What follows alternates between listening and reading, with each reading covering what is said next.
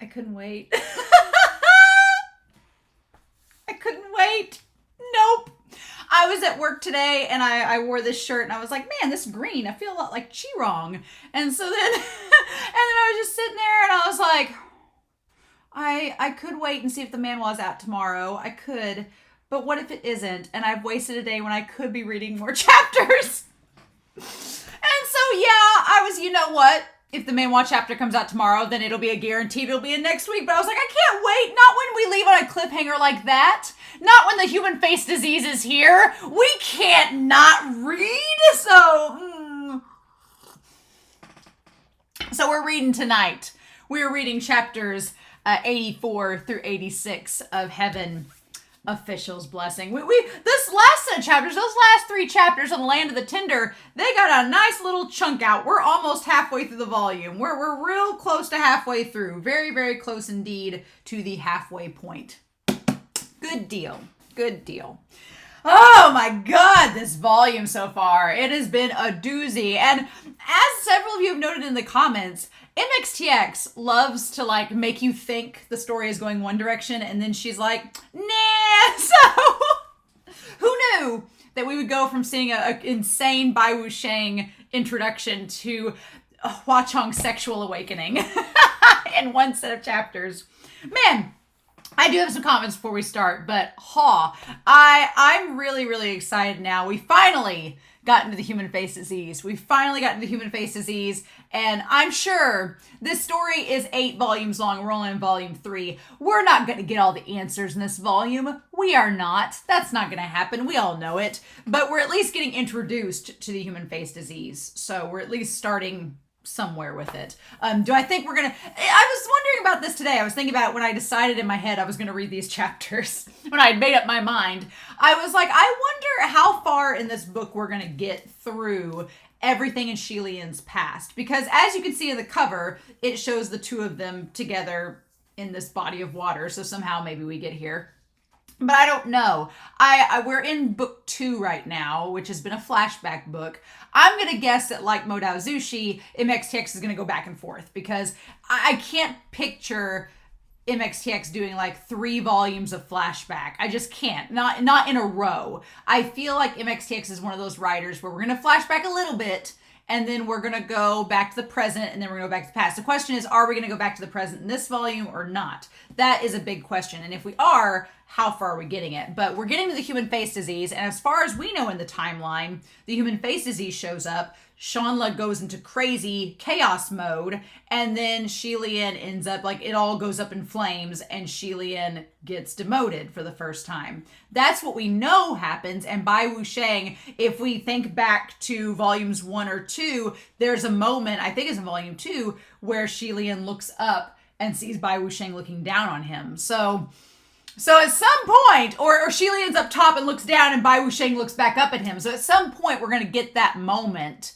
But it's probably I'm going to guess that it's going to be that moment. We're going to go to that moment where Lian looks down at Bai Wuxiang, and then we flash back to the present. And then we're going to have to wait a while before we go back and see what happened. Either, I still want to see Bai Wuxiang versus Junwoo. Don't know if we'll get it or not. I'm really pulling for it, but it's not going to happen this volume. I'm sure that MXTX likes to thread back and forth throughout, like make a big old circle with her story. So who knows what we're going to get this volume. But I do have a few comments before we start. Molly MIGH made a great note here because we've talked about Lian's luck. His luck, and we talked about it last reaction, if it's due to his proximity to Hua Chong, because Hua Chong's born under the ominous star. But Molly MIGH put out a really good theory positing here, saying, Lian might have been doomed all along, no matter what happened. Because if you think about it, Molly MIGH had a really good comment here, saying, if Lian hadn't ascended, if they had stayed the crown prince of Shanla, would things have really been better? No, it still would have gone down. Shanla still would have fell. Lian still would have been caught in the middle of it. He still would have had this sense of justice and wanting to do right. He just wouldn't be ascended, so he wouldn't have the power that he does now.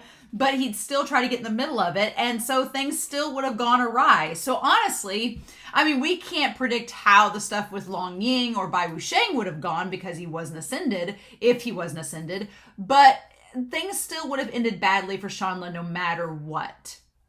And again, it ties back to that whole rhythm of the universe, right? It all happens for a reason.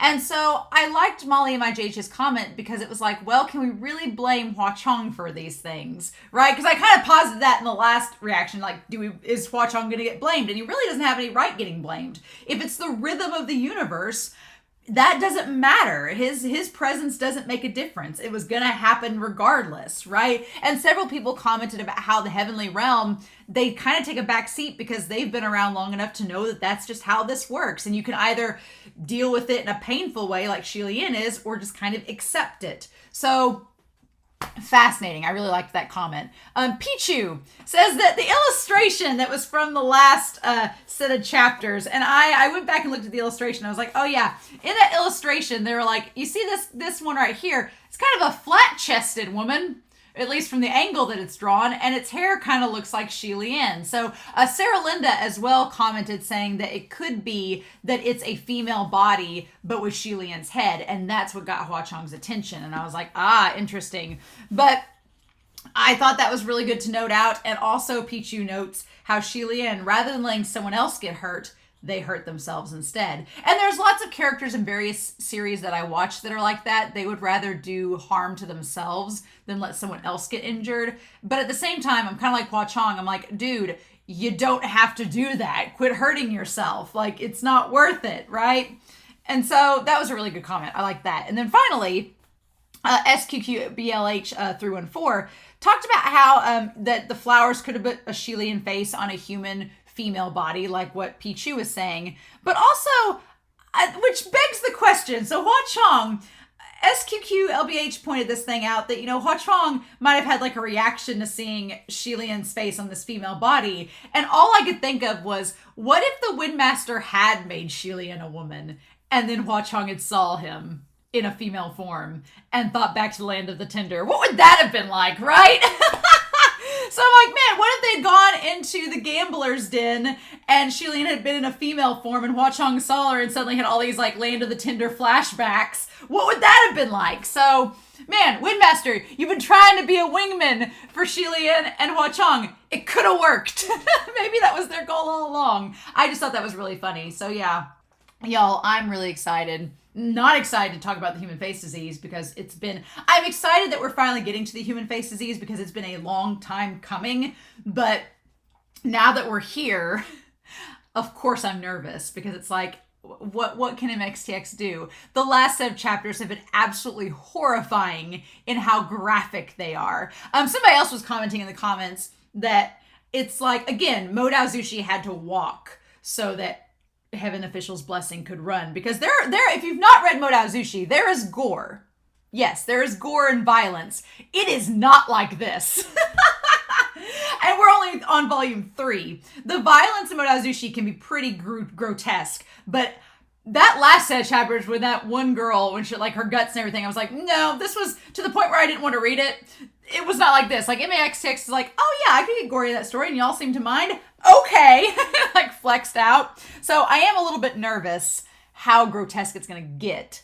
But you all are following along, cackling like Bai Wu Shang into your mugs, watching as I get everything wrong, and I'm here for it. So let's do this. Let's do this. Let's just dive in. It's been nearly 10 minutes. I'm just not wanting to rip off the Band-Aid now that we're here. But we are going to start chapters 84, 85, and 86 of Heaven Official's Blessing. And we're going to do that here in 3, 2, 1. And let's just see what this human face disease is all about. Shall we? Chapter 84, from the earth of Buyo Forest, human face disease breaks out. All right. And so it's a really hot day. My first time seeing anyone come out without wearing their face. There's a note. Face refers to shame, but the man was punning on the guy being both shameless and hiding his face at the same time. Now doesn't seem the type for a joke, sir. It doesn't seem like the time for that. Oh, the man rampaged and crashed himself head on into a horse carriage and blood splattered on the spot. Oh, who crashed into me? What happened? Oh, he leapt up and wailed. I can't stand it anymore. Someone kill me. Hurry, someone come kill me, please. Oh, they originally were going to arrest the man, but when they saw that lunatic's face up close, they screamed and backed away. What is this monster? Hurry and beat me to death. Oh my God. The men were horrified as Lian approached. They saw it was His Highness the Crown Prince and rushed to hide behind him like he was a divine reprieve. Without blinking, Lian raised his leg and kicked, knocking that crazy man down. He tumbled a few times, ending up a mud-covered dog. Your Highness, this man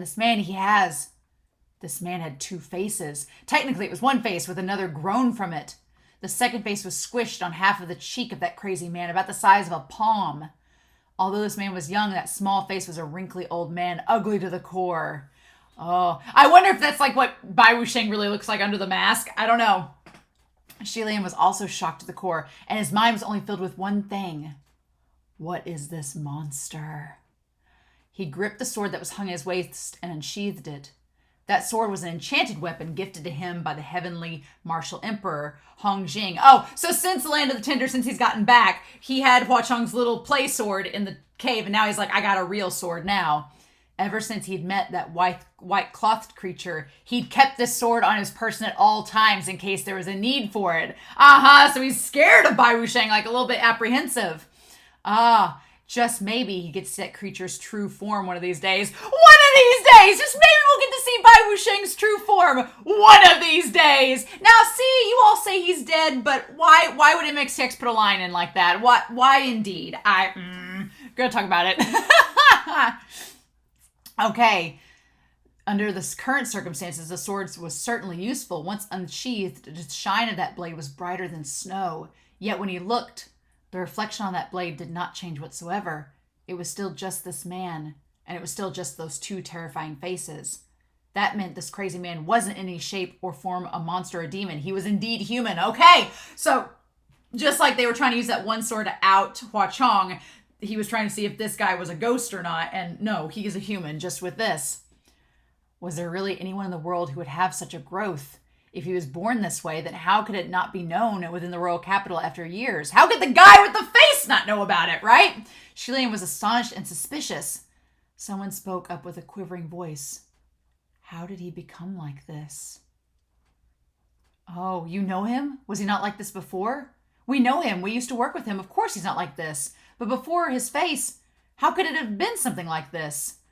The crowd was growing bigger to the point of blocking the whole main street. With a grave expression, Lian inhaled and shouted loudly and clearly, Everyone don't come close. It's nothing. Break it up. The bandaged boy helped him keep the crowd away. Oh! But Lian didn't notice. But he didn't notice! No!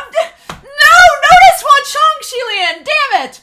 Hua Chong's gonna make you notice him by the end of this, 800 years later. Oh, he was busy calling for Feng Shen and Mu Qing in the communication array. Come quick to the Martial Deity Avenue in the royal capital. He saw another close by who looked tentative and floundering, exceedingly hesitant. Oh, but this is contagious. The disease is contagious. That's not good. Do you have something you want to say? Your Highness, I don't know. There's something I don't know if I should tell. Get to the point! A few days ago, some bumps appeared on my chest, 3 big ones and 2 small ones. I didn't feel anything. They don't itch or hurt. They feel pretty good when you nudge at them. I didn't think much of them, but seeing this buddy here, I'm feeling pretty like I might be punished for something, you know? Oh no. There's nothing wrong with me, is there? There wasn't just some bumps. It was the blurry face of a woman with all 5 of her senses intact. How did I become like this? It wasn't that lifelike, realistic, no matter what the adjective, it was fully horrifying. Oh. Your Highness saved me at that moment. Oh no, at that moment Feng Shen and Mu Qing received his call and came rushing by the towers. They both furrowed their brows. Stand back, what are you playing at? He patted the man's shoulders and comforted. Don't worry, keep calm. Now, Lian does not get the human face disease, right? And that guy was by him, so I guess since he's ascended, maybe it doesn't affect him. His tone of voice was warm and firm, serious but kind. That man thought Lian had everything under control and believed without a doubt that a small matter like this was nothing to His Highness the Crown Prince, so he relaxed. But Lian's mind was in turmoil. The human face was actually something that grew gradually, and those with the symptoms, he would call it a symptom for now, it wasn't only just the one person. Then, dare he assume, there were many more. He gave Function and Muqing a rough account and commanded, report this to the palace, pass down this order, search the whole city and see if anyone else is with a similar affliction. Do not miss a single one. Because that thing was so shocking, once the king received the news, he made it a priority. Okay, good. Dispatching a large number of troops to search and investigate. Within the entire royal capital, there were already 5 people with faintly visible faces growing on their bodies. Of those 5, either they saw and didn't take to heart, or the faces were growing in areas not easily detected. In addition, the faces didn't itch or hurt, so they wouldn't have noticed. Other than that, there were over 10 others who had shallow bumps appearing on their bodies. No doubt still the immature faces. This is like a pandemic. It's just, this is hitting a little too close to home. In this group of 20-some people, there were more women and youth. When they were sent forth before Lian, one after the other, they were filled with unease and greeted each other, comforting one another at the same time. Initially, Lian was speaking to someone on the side, taking care of some business. When he noticed them, he felt something was amiss. Do you all know each other? The officials who worked all night. Your Highness, many of them live on the outskirts of the royal capital, fairly close together, so maybe they've crossed paths as neighbors. Many who lived in the same area. Muqing was aghast. People who lived close together all grew those human faces? That thing is contagious. He thought of it faster than he did. He didn't just say it. He just didn't say it as fast. Immediately he commanded, isolate them, disperse the non-affected. Don't let anyone come close to this place. Find a place to quarantine everyone here. It's too late now, though. A contagious, strange disease. When those words leaked out, it was more effective than the order to disperse any strong arming troops. Not only did the onlooking crowd scatter, more than half the houses on the street emptied out. Lian ordered for the officials and soldiers he had appointed to gear up for protection, and brought those 20-some people to the outskirts of the royal capital where some of them lived. Nearby the residential area, on the outskirts, there was a large forest called Buyo. The government officials had intended to build a quarantine there to temporarily settle the sick. However, when they entered the woods, while others were busy building camp, Lian was feeling more and more unsettled the more he walked. Function and Muqing noticed too. Your Highness, isn't this where that Lang Ying? Yes, it was here. The Buyo forest was the very place that Lang Ying had bare-handedly dug and buried the dead body of his son. Oh my God. Oh my God. Having realized this, the 3 looked at each other. Although they couldn't put their finger on it, a rough guess was forming in their minds, pushing for them to start searching the place where Lang Ying had buried the corpse that day. Yet it had been months. Oh my God. Oh no. And with so many trees in the Buyo forest, how could they possibly remember exactly which tree the child was buried under? Just then, an incredibly foul stench wafted in the air. It was somewhat like a rotten corpse, but it was even more suffocating. One breath could knock a man out. Others smelt it too and started backing away, covering their nose and fanning. What's over there? What's going on? It's worse than a 10-year-old pickle jar. Sure enough, he came to a familiar-looking crooked tree. The earth under the tree was slightly raised, forming a benign mound. The soldiers raised their swords and gathered to protect Lian, but he raised his hands to stop them. Be careful. Normal people shouldn't come close. The not normal person, Function, grabbed a shovel offhandedly and approached. After a few shovels, the mound became a ditch, and the foul stench grew heavier, and Function dug more mindfully. After another few shovels, a small black thing. Nope! A small black thing was dug out, and it seemed to be squirming. Function slowed his movement, and the soldiers reacted like they were facing a great enemy. Suddenly, the earth arched up, and a swollen, bloated giant body broke out from the soil, exposing itself before the torch-holding crowd. That rotten foul stench surged instantly, and most of the people on site threw up on the spot. Shilian's pupils shrank. That thing couldn't be described as human anymore. Anything would be more human than it. No one would be able to tell that this gigantic corpse was once a small, emaciated child. The urge to vomit rolled up in his throat, and Shilian looked away. Function and Muqing were dumbfounded too, blurring out, "What is this? Is that a curse or a simple rotten corpse?" No matter what that thing was, Shilian knew what they needed to do. "Stand back, the further the better. I'm going to burn that thing." He raised his hand, and a large stream of flames blew out. Just as the fire was ablaze and the smoke was thick, the sharp sound of a battle horn from the distant royal capital came loud and shrill, calling all to order. An enemy attack. Function cussed. "Well, F of all times I had to come now." Muqing's face was dark, looking gloomy even under the firelight. Maybe this was intentional. "Muqing, you stay here and take care of this. Function, you come with me. We'll repel them first. Remember, don't let them notice any weak points." That night, the two hurriedly rushed out of the city fortress and hurriedly fought a battle.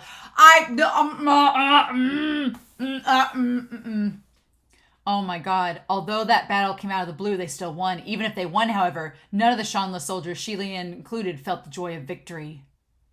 The strange disease that appeared so randomly came to be called the human face disease by the people. Word of it passed through the royal capital like lightning, causing an uproar and great unease. The king had considered blacking out the news, but the first victim had rampaged the streets. There were countless witnesses, so this was something that couldn't be hidden from the start.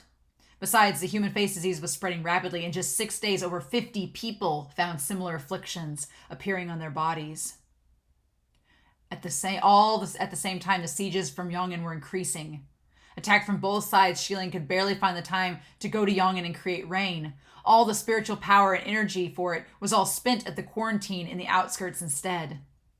Within the chilly Buyo forest, large fields of temporary tents and huts were built. Shilian crossed through a ground full of patients. The quarantine started with 20-some people, but soon it turned to hundreds and was growing even bigger. Every day Shilian would come if there was time and would use his power to relieve the horrifying symptoms of those affected. However, he still couldn't cure the root cause, and what the people had hoped was to have him heal them completely. As Shilian walked, a young man lying on the ground suddenly raised his hand, tugged on the hem of his robe. "Your Highness, I won't die, will I?" He was about to respond and noticed that this man looked familiar. Upon a closer look, wasn't he the passerby who gave him an umbrella on that rainy day he learned Shanla was short on water? Recalling that day, that rain, that umbrella, warmth filled Shilian's heart, and he knelt down, gently patting the young man's arm. "I will do my best." He seemed to have received the hope to survive, and his eyes twinkled with joy, repeating, "Good, good," and lied down. From those fervent eyes, Shilian could tell that he truly believed he could do it. And thus, every time he met those eyes, a sense of self-blame would grow deep in his heart. He needed to find a cure, and it grew more desperate. Okay, Muqing started a campfire, and Shilian sat deep in thought. How many is it now? The 4th or 5th, I think. On the stretcher was a patient who died in Buyo Forest. In truth, it was hard to die from the human face disease. Yet that was even more frightening. Without death, it meant that for the rest of the victims' lives, those things would stay on their bodies. Just thinking about it would make one lose the will to live. Especially young women, they care for their faces, so if something like that were to grow somewhere important, like their face, most would choose to end their lives. When will this end? "We have His Highness the Crown Prince. We won't lose. Just relax." The one who complained said, "I'm not afraid of losing battles. But with a situation like this, does it matter if we lose battles? It's not easy for us civilians to live on like this. Never mind, I'm not complaining. Just pretend I said nothing. I said nothing." If Function were there, he would have immediately rushed to cuss them out. Muqing, however, only gave Shilian a look and continued to build the fire. "What happened to the baby?" Not saying anything. Only when those two were completely gone did he say flatly, "Ignorant commoners only know how to blame others and the heavens. Do they think a martial god has control over everything?" Lian shook his head. What those men said had logic. He was a martial god. When he was part of the army, there would be no battles unwon. Yet at times like these, what use was it to win battles? Forming an army was to protect the civilians. Yet if the civilians were all suffering from the attack of a plague, then wouldn't their advantage turn into a joke? How is it? There's no traces of Lang Ying on Basie Hill, and nothing of the white-clothed character. Who knows where they're hiding, and there's no way of confirming whether they're the ones behind it. Also, the Yang'an people were all fine, like we suspected. Not a single case of the human face disease. The royal capital and Basie Hill are so close, there's no way no one was infected. It's easy to see they must be the ones behind all this. Many believed this secretly, and thinking this way made sense. However, if they accused Lang Ying secretly or openly, the man was well hidden away and they couldn't find any proof, so they could do nothing. They suspected the human face disease was started by a curse, and the source of that curse was the corpse of Lang Ying's son. Yet if it was a curse, then it was a good one. It didn't leave any traces for them to investigate, so there was no evidence to confirm their suspicions. And who knew, maybe this human face disease was nothing more than a new, naturally formed plague. There was no way Lian could draw any conclusions on what the disease actually was unless they apprehended the suspect. Unless they find patient 0. He had given the heavenly court a rough report of his assumptions too, yet as aforementioned, Lian's dissent was a transgression. Unlike the past, where if he wanted to report something, he could very well just barge into the great martial hall and scream in Junwoo's ear. Now he had to do it by the books. It must be known that by the books meant, if lucky, just throwing out hefty amounts of merits would pass word to the heavenly officials. If unlucky, it might be forced to go through complicated red tape roped in endless delays. Afterwards, it'd still only be some other heavenly officials who'd be sent forth. Lian himself was a heavenly official, and other than Junwoo, there were very few who could match him in power. So the heavenly officials sent forth might not even be effective.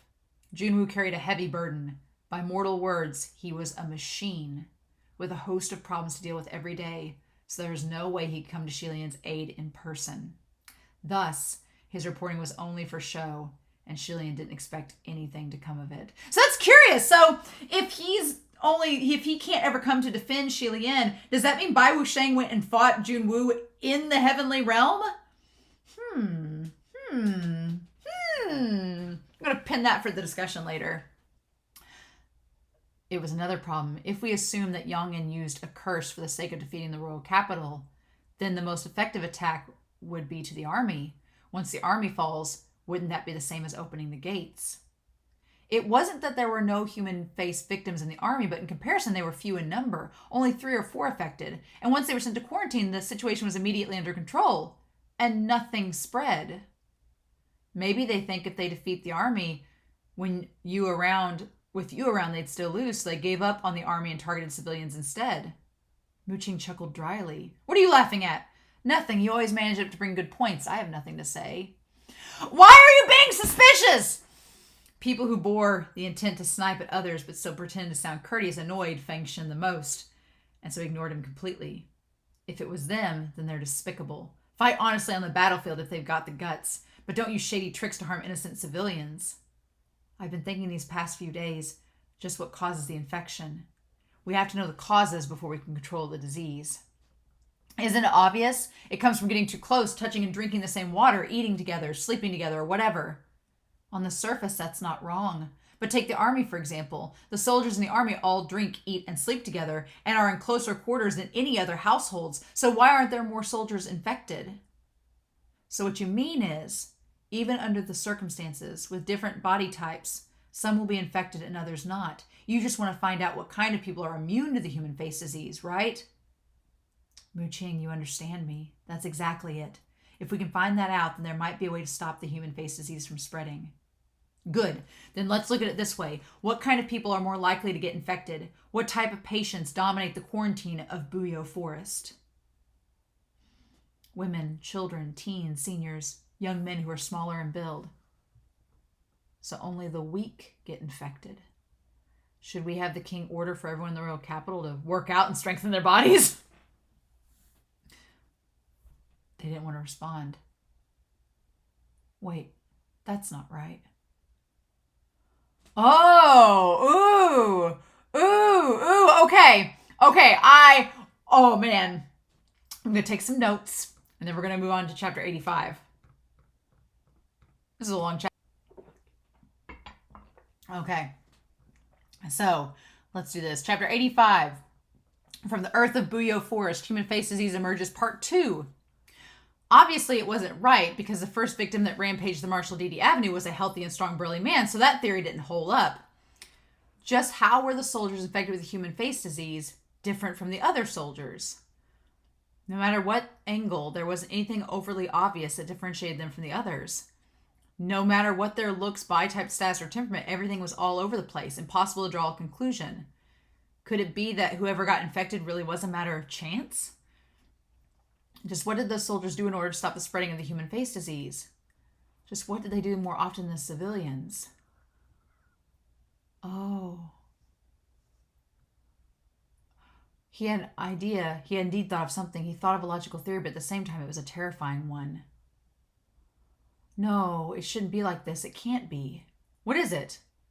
I have an absurd guess. It shouldn't be true, but I need to test this out.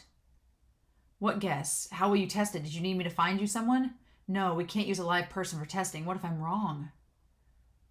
It was more they hoped he was wrong. Even better if he was way off the mark. Mu Qing frowned. Your Highness, if you need to ascertain whether you're right or wrong, you'll need a live person for testing. That's the best way. Just standing here brooding won't do any good. Can't you see he's troubled? Stop saying things that annoy people. Weird. And what exactly did I say? Didn't I speak the truth? At this point, what's the use in being all indecisive and hesitant? Do you have to judge everything based on how useful something is? We're talking about a live person here. Not even a bit of hesitation. Aren't you a little too collected? Collected? You actually want to say cold-blooded, right? Lian hadn't the patience to ease up the fight between the two like he usually did. He said, the two of you can start arguing over a single word. What a disgrace. Stand here for an instant's time. No one's allowed to move within that time. Same old rules. Same old rules.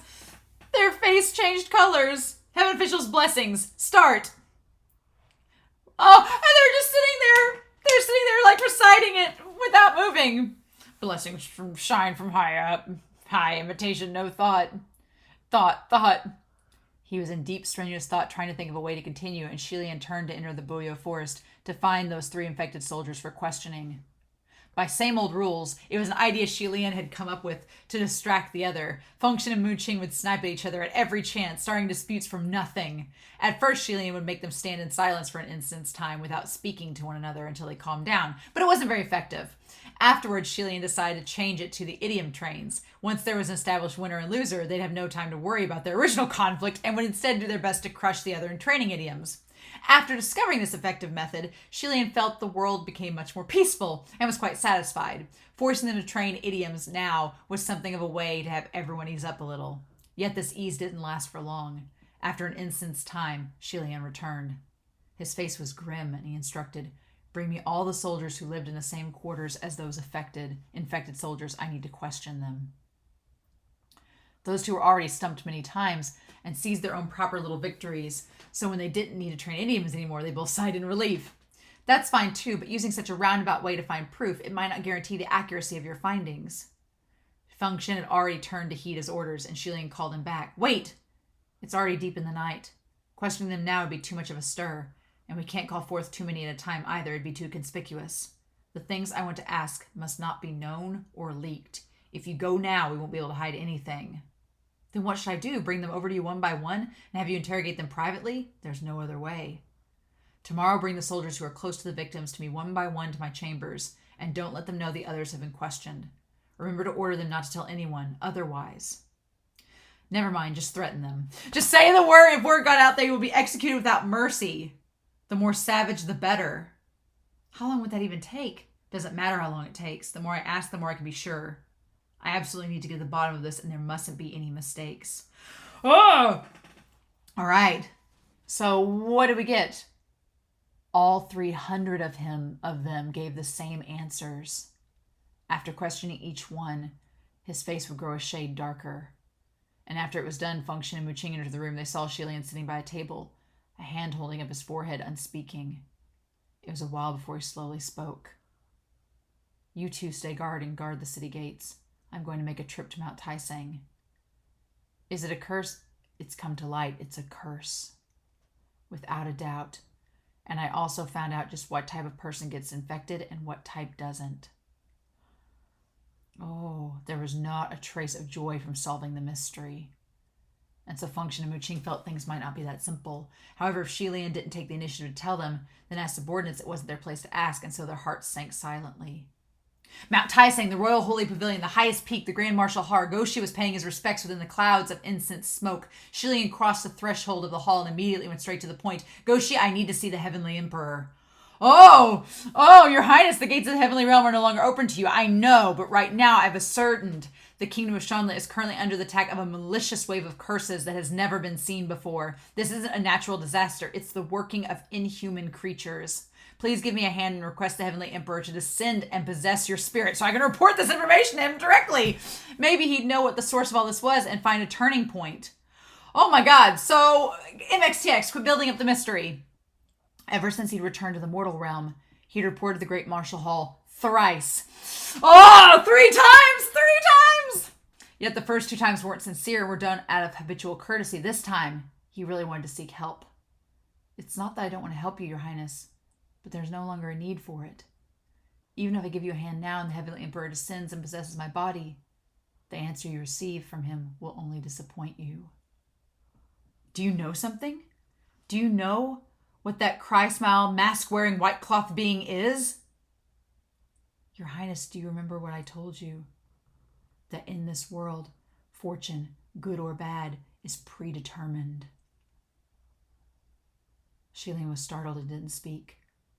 The Goshi added, originally many of those from Xiang were destined to die, but you transferred water and created rain and gave them a breath of relief. Yet you cannot save them completely from the drought, cannot sell their future. So now they are in the Xiang army upon Baisi Hill, fighting for their futures. Originally, the royal capital was destined to be in a state of decline, but then you personally descended and used your powers to turn things around and gave the royal capital a breath of relief. Yet you didn't steal your heart and annihilate the Xiang rebel army and root them out. Instead, you allowed them to survive until now. Like cockroaches, they only get stronger with each battle. Your Highness, may I ask, what are you doing? Are you perhaps waiting for both sides to realize their mistakes, to repent and renew, to reunite as one country once more? An odd sense of shame befuddled Lian's heart, yet it soon turned into confusion as he thought to himself, that's strange. Whether I saved or protected people, it was all because they were innocent and didn't deserve death. Everything I've done was after serious consideration, and every choice was made after much struggle. Yet why does it sound so laughable coming from another's mouth? Why does it sound like I've achieved nothing, that everything is such a failure? That word appeared in his mind and he immediately blocked it out. Oh my God! Oh! You used your divinity to interfere in mortal matters. The predetermined fate of the kingdom of Shanla has been turned completely upside down by you. A complete and utter mess. For the sake of balance, nature will breed other things to bring everything you've derailed back on track. I don't know what that creature was, but I am certain it was born because of you. I am certain that should the Heavenly Marshal Emperor see you, he will tell you the same thing, because this was the reason why he didn't want you to descend in the first place. But I feel even if he told you then, you would have been more likely to come down anyway. Young people are like this, unheeding of advice. They won't believe they can't walk until they've fallen. So you mean to say that the cause of this human face disease was me? So by that so-called predetermined fate logic, everything that uncrying, unlaughing creature does is my fault? So the heavenly court wouldn't even bother with this whole thing? You can think of it that way. But that's not altogether right either. After all, if you must read fortune all the way, you can blame your father and mother, because if they didn't give birth to you, then you wouldn't have ascended, and thus you wouldn't have descended. Reading like this, you can blame your entire Shanla ancestry. So discussing who is at fault for the cause is meaningless. So as for your last question, that's right, they won't. Because the kingdom of Shanla was destined to fall. Since you've extended your hand and messed up this game of chess, then there will for sure be another hand that returns, all the messed up pieces back in place. He closed his eyes for a moment and said, "Then answer me, Goshi. If I disappear now, will that creature also disappear?" "I'm afraid not. Easy come, hard to leave. That's the same for gods, and ghosts and demons are no different." "Your Highness, how do you plan on walking your path from now on?" "If nothing changes, even if I disappear, then I'll fight to the end. This is my only path.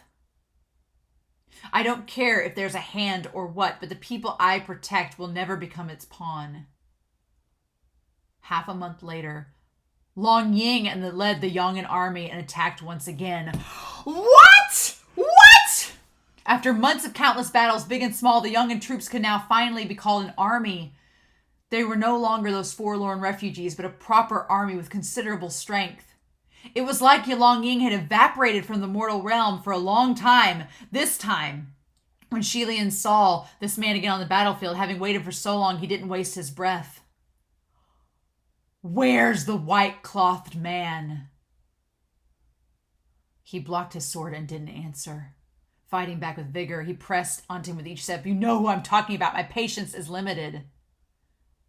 "Your Highness, didn't you say that Yongin would continue to reign?" Lian hadn't expected him to ask that question. The words got stuck in his throat. He didn't promise Lang Ying that Yongin would reign. However, in the past many days, the number of infected by the human face disease within the royal capital had been increasing exponentially. And they were reaching almost 500 at this point. Those 500 victims couldn't all be settled in Buyo Forest, and that quarantine camp was running out of space. The government officials were debating over moving to a farther, bigger place. Most of Lian's powers had been used to relieve the symptoms of those 500 people, and he had none left to create rain in Yongin. Since he couldn't make use of the Rainmaster's hat, he felt bad keeping someone else's spiritual device in hand. So with no other way, he sent Feng Shen to the kingdom of Yushi to return the Rainmaster hat to the Rainmaster and gave thanks. "I created that rain. Don't you have any clue why it stopped?" The angrier he became, the more calm Lang Ying was. This has nothing to do with me. I only know that even without the human face disease, your powers won't last for long. Just like how even with your reign, not many will survive in Yongin. It's all pointless. Your Highness, why do you think you can achieve anything you want to do? Rather than putting my fate in your hands, I chose to put it in my own." Something from that speech provoked Lian, and the intent to kill flared. His blade turned slightly, his left arm raised. A voice screamed inside his head, "Kill this man, and the remnant Yongin army will be nothing to be afraid of." Since the first time they met, this was the first time Lian had steeled his heart to kill Lang Ying. However, unexpectedly, when he sent a blow from his palm and blasted Lang Ying's heart, he spewed blood from the blow. But the blast did not penetrate his heart. Instead, it was repelled. Astonished, Lian couldn't believe it and backed away a few steps. "You!" Lian knew very well what it was that repelled his attack. Those who were destined for greatness in the mortal realm, like kings, geniuses, and vigilantes. Whenever they came to a dire situation, their bodies would naturally radiate a protective aura, shielding them against harm. Most of them had the potential for ascension. Lang Ying was no more than a boar, yet he radiated that very protective spiritual aura, and it was even one that was exceedingly rare, the aura of a king. Lian didn't dare think what that meant, and suddenly he felt his heart go cold. It was Lang Ying's sword that thrusted and impaled his chest. In that battle, there was no victory or defeat on either side. There were still many who perished from Yongin's side, but this time, Shanla wasn't any better. If it were anyone else, they could say it was a hard-won battle, but to Lian, this was definitely defeat. This was the first time he was at a disadvantage. Moreover, although Lang Ying was still no match for Lian and retreated with injuries in the end, many saw the scene where Lang Ying had stabbed him. Lian could probably guess that there were many soldiers talking behind his back. His Highness is a martial god. How could he be stabbed? Aren't we the army of God? How come we didn't achieve an overwhelming victory like before? Lian had absolutely no time for such noise because Muqing had informed him that today another 100-some face disease patients had been sent to Buyo Forest. One short day and over 100. Now the first group of human face disease victims had worsened severely. Not a single spot on their bodies could be seen, and they were covered in thick covers lest they scare people. But even through the covers, those bumps could still be seen in the body's contours. He walked around trying to alleviate the symptoms, and when he finally finished around, Feng Xin pulled him aside and asked in a low voice, "Your Highness, what happened on the battlefield today? How could you get stabbed by that boar? You struck so many times. Why didn't you just kill him?" He didn't want to tell him that there was now a layer of a king's aura on Lang Ying that not even heavenly officials could touch and could only grimace. It wasn't that he didn't want to kill him. It was that he could no longer kill him. All the spiritual powers in his attacks were dissolved by that king's aura, and nothing worked against Lang Ying. When he realized this, he instantly changed to fist fighting, but Lang Ying was thick-skinned and could withstand quite the beating. "Your Highness, save me!" Lian was accepting a bowl of water that Feng Xin passed him, and that wail came just as he was taking his first sip. He choked and didn't have the time to stop before he rushed over. The one who wailed was the young man who gave him the umbrella. And because Lian was extra warm towards him, his screaming for help was extra frequent. At first, the part of the man that grew a face was his knee. Lian had cast his power to stop disease from spreading, so only his left leg and face was nowhere else. And nowhere else. Right then, he was kicking that leg madly, going hysterical. "Don't move, I'm here. Your Highness, save me, save me. I felt an itch on my leg just now, like some weed was scratching me. But when I looked down, I saw those things. Their mouths were opening and closing. They're moving, they're eating grass, they're alive." The hair on Lian's back raised instantly. He looked down and sure enough, on that man's left leg, there were over 10 faces tightly pressed together, many of their mouths stuffed with grass. Some were even chewing like they were starving. "What the fudge? No!" Patients started screaming, and the crowd blew in an uproar. And they had to prevent a riot. Can this leg still work? They wrapped them till all the nursing staff had to be in full gear, then were dressed in bandages and capes, wrapping themselves tight, their faces unrecognizable. One of the workers on the side answered, his voice sounding like a boy's. "Oh my God, is it Hua Chang?" "No, Your Highness, his leg's already forfeit. We don't know what else is festering. The leg is heavy like a block of lead, and we can hardly move it. The infection is climbing. Soon it'll grow beyond the leg and reach the waist." "Oh, Your Highness, in my opinion, the only thing we haven't tried is cutting off the parts with the faces to see if it'd slow down the fester." "Then cut it off." "But no," the young man cried. He was terrified of having his limbs cut off. "My leg is not forfeit. Maybe it'll get better. Your Highness, don't you have any other way to save me?" "I don't." "No, Your Highness, you're a god. How could you have no way? We've been waiting for you to come up with something for days. How can you have nothing?" The one who spoke immediately was held down by someone, yet it wasn't Feng Xin or Muqing. Muqing was silent and frowning, seeming to have thought Lian's answer was too blunt and couldn't comfort the masses. Feng Xin, on the other hand, was further away, yelling at a particularly rowdy crowd of patients. Lian was battered and exhausted recently, his sword never sheathed and hung on his waist. When the blade came close to that leg, one of the faces felt the chill of the blade's aura and suddenly stopped chewing. It opened its mouth and let out a shrill scream. It actually screamed. The young man screamed, almost fainting from fright, and clung to Lian. "Your Highness, save me, save me." At the same time, on his waist, close to his thigh, 3 shallow sores appeared. "It's spreading. The infection is spreading out of the leg." No matter how much spiritual power was spent, Lian could not control that young man's condition in the end. Seeing that the horrifying things were about to spread over his entire body, once that happened, there would be no going back. Could they really do naught but sit back and watch? "Let me ask you one thing. Do you or do you not want this leg? I can't guarantee what would happen once it's gone. If you don't want it, just nod and we'll operate immediately. If you want it, then don't nod and we'll figure it out." The faces on his left leg started screaming one by one as if welcoming their new companions. Oh, between all the yees and ahs, the delight on their faces were apparent and their little red tongues were quivering. Nope, they have tongues. Nope. It was hard to imagine just what the inside of that young man's legs looked like, just what it harbored. It couldn't be delayed any further. Cut it off. Your Highness, forgive me. I'm not sure either, but I don't dare operate in a place like this. If cutting doesn't do anything, then we shouldn't take the risk. Your Highness, save me. Your Highness, save me.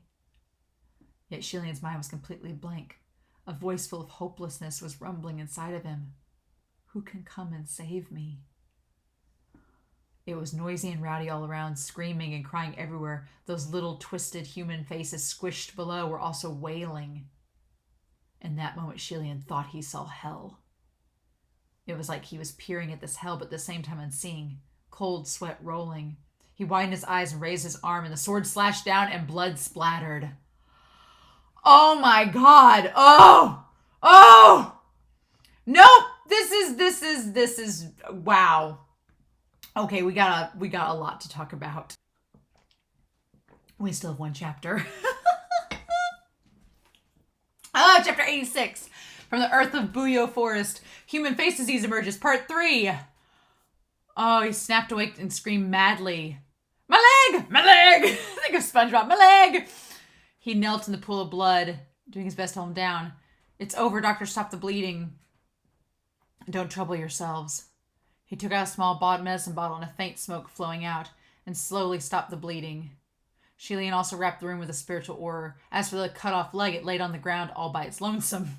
Suddenly it quivered, like a live creature, and it continued to squirm, even having been parted from the body. He raised his leg and a fire roared, torching the leg into nothing but black ashes. It's good. It's stopped. It's not festering. Oh, really? Is it really better? Your Highness, help treat me too. Don't be ridiculous. We can't be sure. What if it relapses after a while? That's right. We can't be sure. We need some time to observe. Oh. How long do we need to observe? I can't wait any longer. If we keep waiting, this thing will spread to my face. I'm willing to take a chance. Soon hundreds within the Buyo forest became unruly and noisy, all begging, Your Highness, please, we beg you, relieve us of this suffering. The masses started prostrating towards him, and Lian worshipped in the center. Although it was an awkward situation, he didn't dare to be careless. Please get up first. After some time, if this man doesn't relapse, I'll do my best to treat everyone. It was some time before the people were comforted. Having made many promises and settled that young man with the amputated leg elsewhere, he sat down under a tree. Muqing looked around before speaking in a low voice. How could you just chop off his leg directly? If the man in question didn't beg you to do it himself, don't just take the reins. What if it didn't work after you amputated that leg? The one he'd hate would become you. His heart was still racing, his hand covering his face. He croaked, the situation at the time couldn't wait. He won't answer me, and the doctor didn't dare operate. I couldn't just stand by and watch the infection fester. Someone had to make a decision on what to do. Your Highness, I think you better take a rest. You really don't look that good. We'll take over for you for the time being. Lian also felt he couldn't hang on anymore and just nodded slowly. All right, I'll rest here for a bit. We'll be heading back soon, so don't go too far. Just then there was another wail from within the forest, and Fengxian and Muqing left to go check it out. Lian sat and zoned out for a bit before lying on the ground right there. In the past, if no one had built him a perfumed tent and a tusk bed, he would never have just lied on the muddy ground out in the wild. What a posh prince! Under the current circumstances, however, he really didn't have the energy to be troubled with any errand runners. Even the grime and blood on his robes were uncleansed before he dropped his head and passed out, still dirty and unkempt. After an unknown amount of time passed, after cloudily hearing Fengxian calling him, Lian jerked awake, sitting up immediately, and he felt something slip off. When he looked down, it was a patched, worn quilt someone must have used to cover him while he was resting. He rubbed his forehead and spoke to Fengxian as he approached. I don't need this. Can you give it to the patients instead? What do you mean? This quilt? That wasn't for me. I only just got back. Was it you, Muqing? It wasn't me either. Maybe it was one of the devotees living in camp who brought it for you. It was Wachong. Yeah. He didn't see anyone worth noting. Shook his head. I actually didn't sense anyone get close. It's a shame. What a shameful state. Let's go. With a heavy heart. And very soon the thing he feared happened. It was only 2 days later when Lian visited Buyo Forest again, and some of the doctors informed him. At night, some 10 human face disease patients ignored the warnings and snuck out. Some used fire to burn their sores. Some used knives to slice away their flesh, and there were many that, due to mishandling, lost too much blood and didn't dare tell anyone, hiding under their blankets quietly and dying equally silently. He only just left the battlefield when he received such news. Standing before hundreds and watching those bloody, crying patients, he finally lost his temper. Why won't you all listen to reason? Didn't I say that we haven't confirmed this method could cure the root of the cause of the infection? How could you all be so foolish? It was the first time he'd gotten so mad in front of so many devotees, and the masses bowed their heads silently, afraid to speak. He was really quite furious and couldn't help but lecture a bit more, and as he berated, someone spoke up unexpectedly. Your Highness is invincible, so of course you'd call us foolish. But aren't we all just overly concerned with our conditions, that we had no choice but to try foolish methods? He was still dripping with sarcasm. Hearing him, blood rushed to Lian's head, and he snapped, "What did you say?" The person shrank back into the crowd and disappeared. Function was further away and didn't hear, otherwise he would have cursed them out already. Qing noticed the mood of the crowd, where it was going in the wrong direction, and cautiously chose not to provoke any more outrages. Seeing that Lian didn't actually respond, another piped up, "Your Highness, if you can't save us, then we gotta save ourselves. Don't worry, we won't waste your holy medicine or spiritual power." It was hot blood that rushed up at first, but now Lian felt immense cold as he thought, what the heck? And did I ever concern myself with holy medicine and spiritual power? Clearly I only stopped them because amputation might not work, so why did they have to say it like I'm haughty and only speaking empty words? I can't feel their pain. But if my desire to help them wasn't sincere, why in the world would I give up being a heavenly official and find trouble for myself down here? Never in his life had he been stabbed by another's words. And never had he been wronged like this. Thousands of thoughts filled his mind, but none could be formed into words, because he knew this was all because he couldn't find a cure for the human face disease, and his devoted followers were finally losing their patience. The suffering of those citizens was 100 times more difficult to live with than his own hardships. He could only clench his fists, cracking his knuckles. A moment later, a sudden punch landed on a tree next to him. "Oh, Your Highness!" After landing in that punch, Lian was able to relieve that breath of anger and calm down. Yet in the dead silence, it was him that punched the tree. "Your Highness, there's no need for you to be so angry. Everyone here is patient, and we're all your followers. No one owes you anything." Although the voices were quiet, still Lian's senses were sharp, and he could hear every sound clearly. The crowd was grumbling. Finally, someone who dared speak the truth. "I've been holding in and afraid to say anything. Didn't they used to say His Highness the Crown Prince was a gentle soul? So actually, he's like this in person." In that endless tide of talk, Lian unconsciously took a step back. In his 20 years, he had never been terrified before any enemies. He had never been afraid. Yet at that very moment, an emotion akin to terror was rolling through his heart. Just then he heard another person whisper, "Such an impressive might. Why not go set fire to the enemy camps instead of having us suffer battles like this?" He couldn't stand there any longer. Of course he knew that the him now was nothing like that sword and flower-holding, smiling, kind martial god on the altar. Lian turned and dashed, running out of Buyo Forest like he was escaping. Behind him, Function and Qing yelled, "Your Highness, where are you going?" There was suddenly an upheaval in the crowd. It seemed a young nursing staff person suddenly started beating some of the patients out of the blue, causing others to join the brawl. Yet Function and Qing had no time to worry about them anymore. They called forth troops to take care of the situation and ran after Lian. The direction of his flight was Basie Hill. Even one of his steps carried him a few meters, and soon he was at the top of the densely wooded mountaintop. His eyes were going red, and he shouted, "Come out!" "Your Highness, what are you doing out there? I know you're here. Come out!" "If he'd just come by your call, then we wouldn't need to." He trailed off and fell silent. Behind the tree, of them came a series of crunching sounds. Whipping their heads around, the one sitting upon a vine watching was none other than the white-clothed creature with his left face crying and the right smiling. It actually heeded the call! What? He immediately lost sight of him. He charged him, crying sharply, "I'm going to kill you!" The white cloth being lightly evaded him. His large white sleeves looked like they were wings of a butterfly, dancing elegant and beautiful. Feng Xin and Mu Qing let out and they were about to aid him when they abruptly noticed something extremely alarming. They stopped their movements, their faces aghast. Lian, on the other hand, his face, he was filled with rage and noticed nothing. He unsheathed his sword as Feng Xin shouted, "Your Highness, didn't you see Lian's hand was already choking the neck of that white cloth being, the other holding his sword pointing at his heart. The white cloth being was clearly under constraint, but suddenly he burst out laughing. The laugh was sonorous and gentle like that of a young man. Lian thought it was familiar, like someone he knew. But in his rage, he couldn't think of who that voice belonged to, and that moment of confusion didn't last.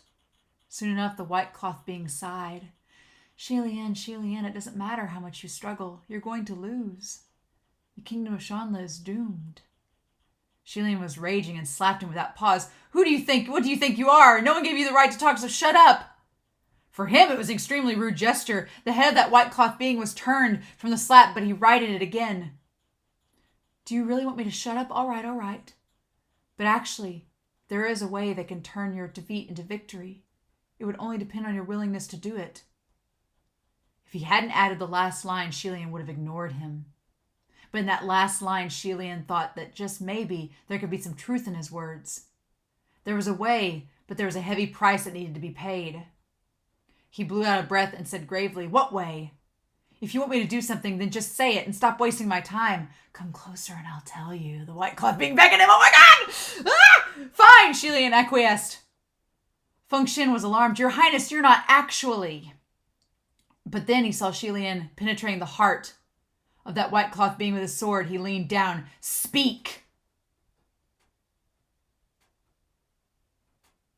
With an exceedingly soft voice, that white cloth being whispered in his ears, and no one else heard exactly what he said. Yet the more Lian listened, the wider his eyes became. After a while, he slapped the creature again, unable to hold back. I didn't say to tell me this. What I want is a solution, a cure. I did tell you. That was the way, the white cloth being said. It all depends on whether you're willing to do it. Just what do you want? Who are you? Who am I? Can't you take off my mask and see for yourself? Lian already had that very intent, and he pulled off that half-crying, half-smiling mask in a fit, and the next second his entire person froze. Behind that mask, the one smiling at him was a pale and handsome face of a young man, his eyes twinkling with light, his lips curled into a smile, his expression endlessly gentle and modest. It was his own face! Oh my God! Oh shit! No! No! No! No! No! No!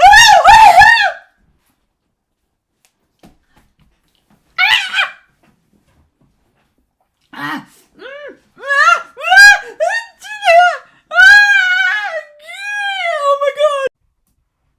Well.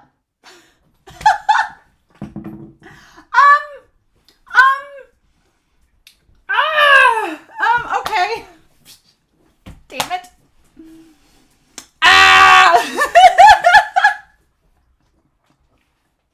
What do I even do with these chapters? What do I do? I was like, I sat down being like, I can't wait. I'm going to record ahead. I'm going to read these chapters, get a little bit ahead in the book. And then as soon as that chapter ended, I was like, do I have time to read ahead? And no, but I'm going to wait.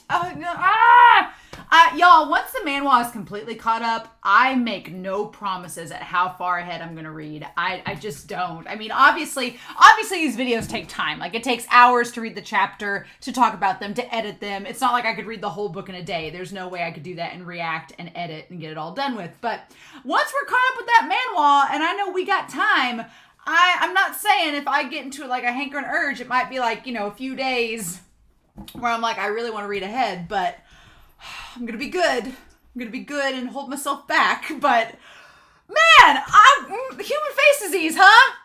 It's a fun time, isn't it? Oh my God. What do we even do with these chapters? I'm like, MXTX is just like, you want to see how bad things can get? And that ending, that damn cliffhanger that it's him, I felt like it was Luke Skywalker in the cave after Vader, and Vader, like, he fights himself in the cave, and then it's like, I don't think, God, it's hilarious, because I remember back when we were first meeting the Calamities, and we saw the white cloth Calamity, and I was like, oh, it looks like Lian, and everybody was like, black box, black box, black box, black box. I'm assuming this is what you all were talking about. Was getting to this point where he unmasks Bai Wuxiang and it's himself. Now, no, it's a ghost. It's a ghost. It's probably morphed its face to look like Lian to make a joke, because that's how Bai Wuxiang functions. I'm sure that Bai Wuxiang does not actually look like Lian. It's just because Hua Chong's able to change his appearance, right? He can make himself look like whatever he wants to. Bai Wuxiang's a supreme ghost. He can do the same. So this form that looks like Lian is just to get a rise out of Lian. But man, God, I feel bad for Lian. These chapters were rough. So I don't think that Bai Wuxiang literally looks like Lian, but it's hilarious that I was convinced that Lian and Bai Wuxiang were the same being back in Volume 1. They're not, but at the same time, the Goshi kind of hints at the fact that you kind of brought this on yourself. We're going to talk about that Goshi's whole big spiel. It's like the Goshi's been sitting in that temple sweeping the whole time, like just waiting for Lian to come back so he can unload everything on him. That's what it feels like. But man, that human face disease, I can see now, we haven't even gotten to like the climax of anything. This is still just building. It's just building and building and building to insanity, right? It just keeps building. And we've not gotten to the climax yet. It's just, it's a rising action sort of thing. But I can now see why Lian was freaking out when he first saw the bandage boy and saw the remnants of the human face disease. I can see why Lian was freaking out, because he's like, yeah, this was, the nightmare. He talks about being in hell. And there's parallels to that. So we're going to talk about it to leaving off where we left off Lian before we came to this flashback. But man, so there's still some mystery though. And what I like about this set of chapters is that we don't get all the answers, right? MXTX is very clever in that she knows we're only 3 volumes into an 8-volume story. It would be very easy for MXTX to give us all the answers in this flashback.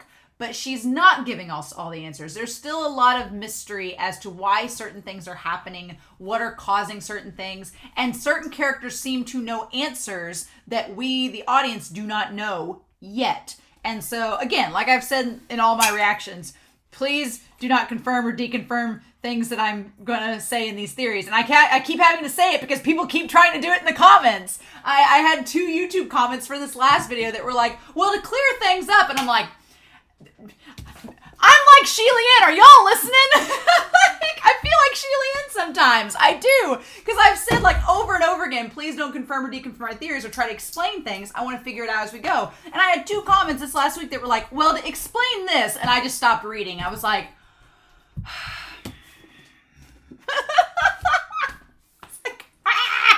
I feel like Lian in this chapter. I'm like, people don't listen. No, they don't. And so I definitely relate to Lian in these chapters. I'm like, I feel you, buddy. I'm trying not to be spoiled, right? But man, so mysteries. We need to point this out. We need to put some details up here. So we still have some mystery. Mystery or things left unanswered. Because there are those moments, right? There are still things left unanswered that we don't know exactly the answers to them, but I'm assuming we're going to find out at some point, right? So this man goes crazy in the street from the human face disease, obviously freaking out like you would. And MXTX, man, just really hitting home with this story because, when did this story come out? Is there a date of publication? Will they give us any dates of publication? It was originally, it's 2022. The license was granted in 2021. I'm assuming this was written probably around 2020. There's some minor connections to pandemics we faced in the last, 2 or 3 years that I can instantly think of. And just the panic of people and an epidemic and a pandemic and how things spread so quickly and things get out of control and trying to quarantine and target and figure things out and just how chaotic and uncontrollable it is.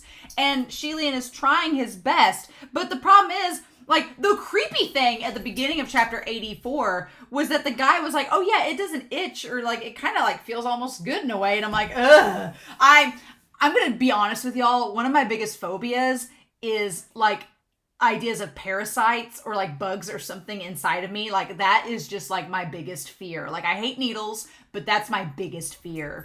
And the whole human face disease is like my nightmare come true. I'm like, the moment they start eating, I was like, nope.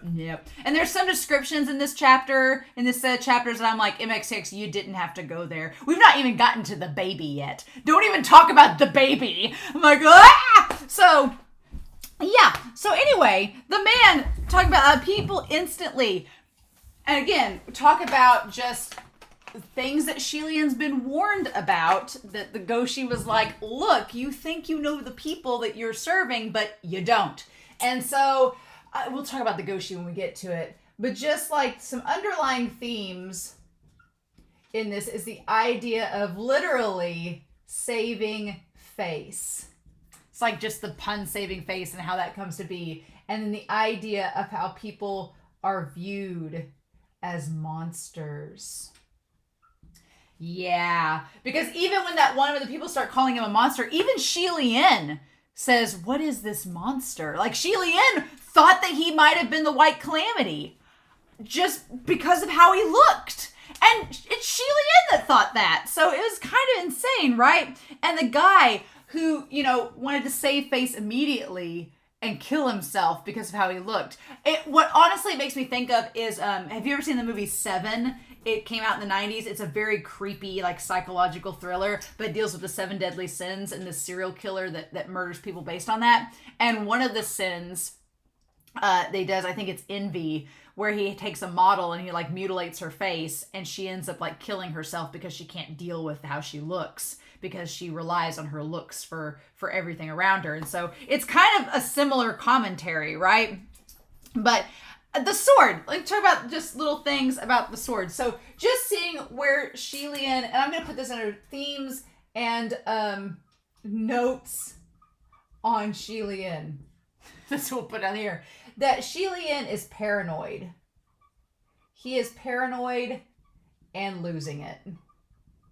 Because he's keeping, like, Junwoo's sword, Hongjing. He's keeping his sword with him. Like, after these few months, he's just kept it on him just in case he runs into the White Calamity, which, as we come to find out, might be not a bad idea to have that on him. But he's extremely paranoid about Bai Wuxiang. And Bai Wuxiang and Lang Ying have not been present the last several months. They've been completely out of sight, right? They've not come out of hiding. They're biding their time. They're in the shadows, and they're not showing themselves, right? And at this point, Lian realizes that the human face disease is contagious. And by that point, they start to quarantine in the Buyo forest. But then, one mystery that we don't get answers to, and please do not tell me the answer to this question, because I have a feeling we will find out eventually, and if we don't, I'll ask y'all later. But we got 5 more volumes to get through. If we never find the answer out by the end of volume 8, then I'll ask, because knowing me, this will be embedded in my mind for the rest of the story, and I'll come back and ask. But we never really know. Lian questions. He questions the soldiers and figures out why some are infected and others are not. But we don't get to find out that as the audience. We don't get to find it out. Feng Shen and Mu Qing ask about it, but he goes to the temple to talk to the Goshi before we get any answers, and it's never brought up again. But Bai Wuxiang seems to know definitely how it's caused, because he seems to know something at least, because he tells Lian that there is a way to stop it. But then Lian makes the comment that it's not a solution. It's not a solution or a cure. And Bai Wusheng, I even put Shili in there. It's Bai Wusheng says that only he can do it. And I know we're not there yet, but we might as well talk about it. I wonder if Bai Wusheng told him that he needs to kill everyone in Shanla to stop the human face disease. If they need to have a mass genocide. If Bai Wusheng, this is going to go back to what the Goshi is saying. If Bai Wusheng's like, well, the only way to restore balance is if you kill all the people of Shanla. And that's the only way it's going to work. If you restore balance and kill all the people of Shanla with the human face disease, that's the only way to drive it out. And that'll cause the downfall like what was supposed to happen. And it's like, well, so, but we'll get back to it. But yeah, the guy who gave him the umbrella way back when, that connected him and Hong Hong together, he's one of the ones infected by the human face disease. And he asks Lian to help him. And Lian promises to save him. Now, again, it makes sense why he feels so ashamed of himself during Banyu when he's like, I told Banyu that I could save her. And he's like, why was I such an idiot? Because he's thinking back to how the man with the umbrella, how he couldn't save him, how he couldn't save the people of Shanla. Lian's like, I made all these promises and he bit off more than he could chew. He's like, I bit off more than I could chew. He's like, I didn't have any solutions when I told them I could save them.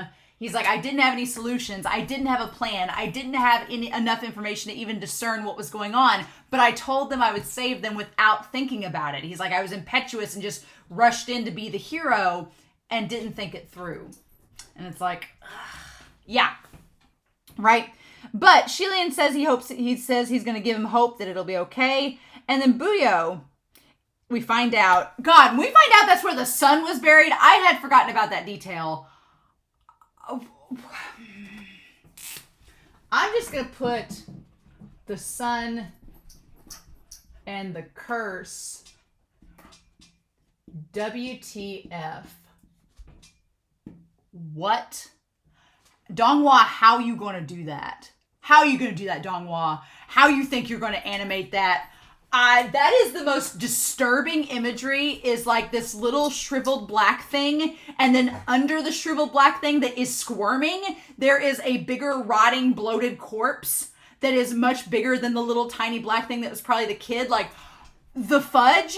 But there's also this interesting implication that all the people infected, that maybe that the corpse of the neglected child, created the human face disease. So that brings forth a lot of questions. So that brings forth a lot of questions. Like, is it Lang Ying's doing? Is it Bai Wusheng's doing? Did the baby itself, become a ghost? Is the black water the baby? No. Joking. You know, what is it? That's not really ever explicitly said, and I don't want to know. If we never find out, wait till the end of the story and then tell me. I want to know. I'll know as we go. But it's just very creepy, right? It's very creepy. And we don't get a lot of answers in this chapter. We get lots of questions, very few answers in pure MXTX style, right? But the black squirming thing with the giant corpse underneath it, nope. That's a big old bag of nope. Not having it. And yeah, everybody, even Lian, is about to vomit and gag because it's so disgusting. Nope, absolutely not. And so Lian starts to burn it when a battle from Yongin breaks out, like you would. Now, the son with the curse is kind of interesting because at this point, Lang Ying thinks he's very apathetic, seemingly, about everything. But I feel like his son, he still would not want... I don't think he'd want his son to be used by Bai Wusheng as a curse, right? Because Lian gets all upset and asks Bai Wusheng, he's like, or asks Lang Ying, where's Bai Wusheng, where's he at? And Lang Ying doesn't answer him.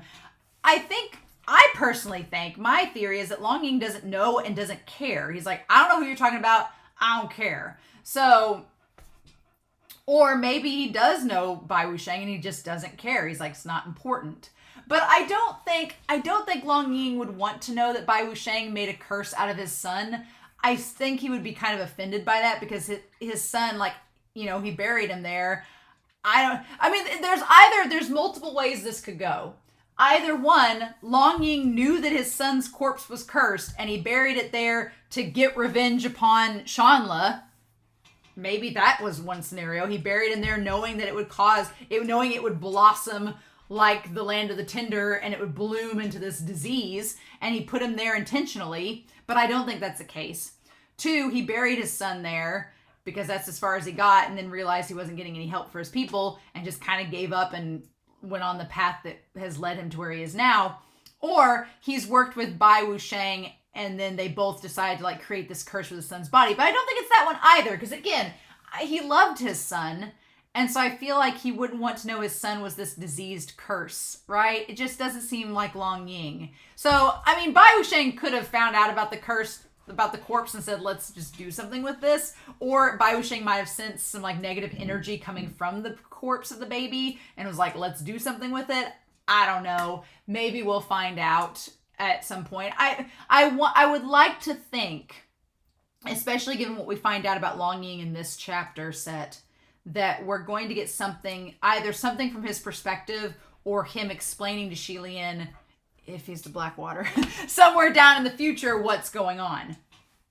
But I don't know. He might not be a ghost. He seems ripe for ascension, so he might end up being a heavenly official.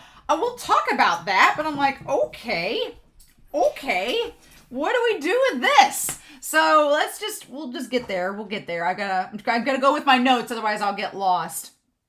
So this battle breaks out and Shanla wins, but it does not seem like a win because people are still getting infected by the human face disease, right? Interestingly enough, Mu Qing is left to deal with that. And Huachang is I want to make note, throughout this entire set of chapters, there is the subtle hint that Huachang has been there watching Lian as he normally is, because I think that Huachang put the blanket over Lian, the little patched blanket. He like put it over him. We'll talk about that later. But it seems to me like Huachang is avoiding Lian because Lian is with Mu Qing this whole time. And again, suspicious. Why would Huachang be avoiding Mu Qing unless Mu Qing was the one that kicked him out of the army and he wants to avoid being seen by him? Who knows? But it is interesting that Lian leaves Mu Qing to deal with some things. I will say that Mu Qing acts less suspicious in this chapter set because he does offer some insights and does some things that kind of suggest that maybe he isn't someone that would betray Lian. He's just concerned about him. But it's still on my radar. I'm still putting a pin in it, right? But the human face disease is spreading. The sad thing is that it's not deadly enough to kill the people necessarily, but it's driving them crazy to the point where they try to kill themselves. And Lian, he brings up this really good point. They kind of talk about it, and he's like, I'm a martial god, but what good is it if the people around me that we're supposed to protect are dying? Like, what good is us protecting our people from an enemy when a plague is wiping them out? What does that leave us with? And so there's an interesting theme here, right? An interesting theme where it seems like I want to bring up like the question of why some are infected and some are not, right? What's going on there? So I'm curious, honestly, Lian makes note that the army is not affected, or only like 3 to 4, and once they quarantined, they were fine. So I'm curious if maybe Lian comes to realize that the people getting infected, maybe they're the ones visiting his shrine. Maybe the ones that are getting the human face disease are the ones going to his shrine. Because the army, they're stationed outside the walls. When would they have time to go to the Holy Pavilion? When would they have time to go to one of his temples? They don't. They're stationed outside the wall and they're battling this whole time. They don't have time to do that. The Yongin people are not affected at all. They're not near the temples or anything like that. So you have 8,000 temples. What if the people that are getting affected by the human face disease are the ones going to see his temple and praying to him? That would be a really disturbing thing that would implicate the idea that, like the Goshi said, Lian's the cause of this.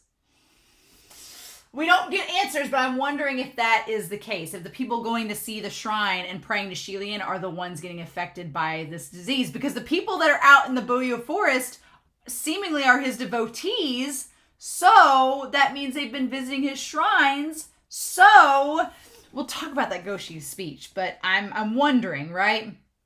But yeah, so there's no proof of how the human face disease started. Although Bai Wusheng seems to maybe know, but we don't know yet, right? And so Lian says that he's stuck being by the books. And we get a little bit more explanation about that by the books isn't just, I can't contact Junwoo directly. It's now all this red tape has been put up. I've been put on the no-fly list. Lian's on the no-fly list, and it's not easy for him to get in contact with anybody, right?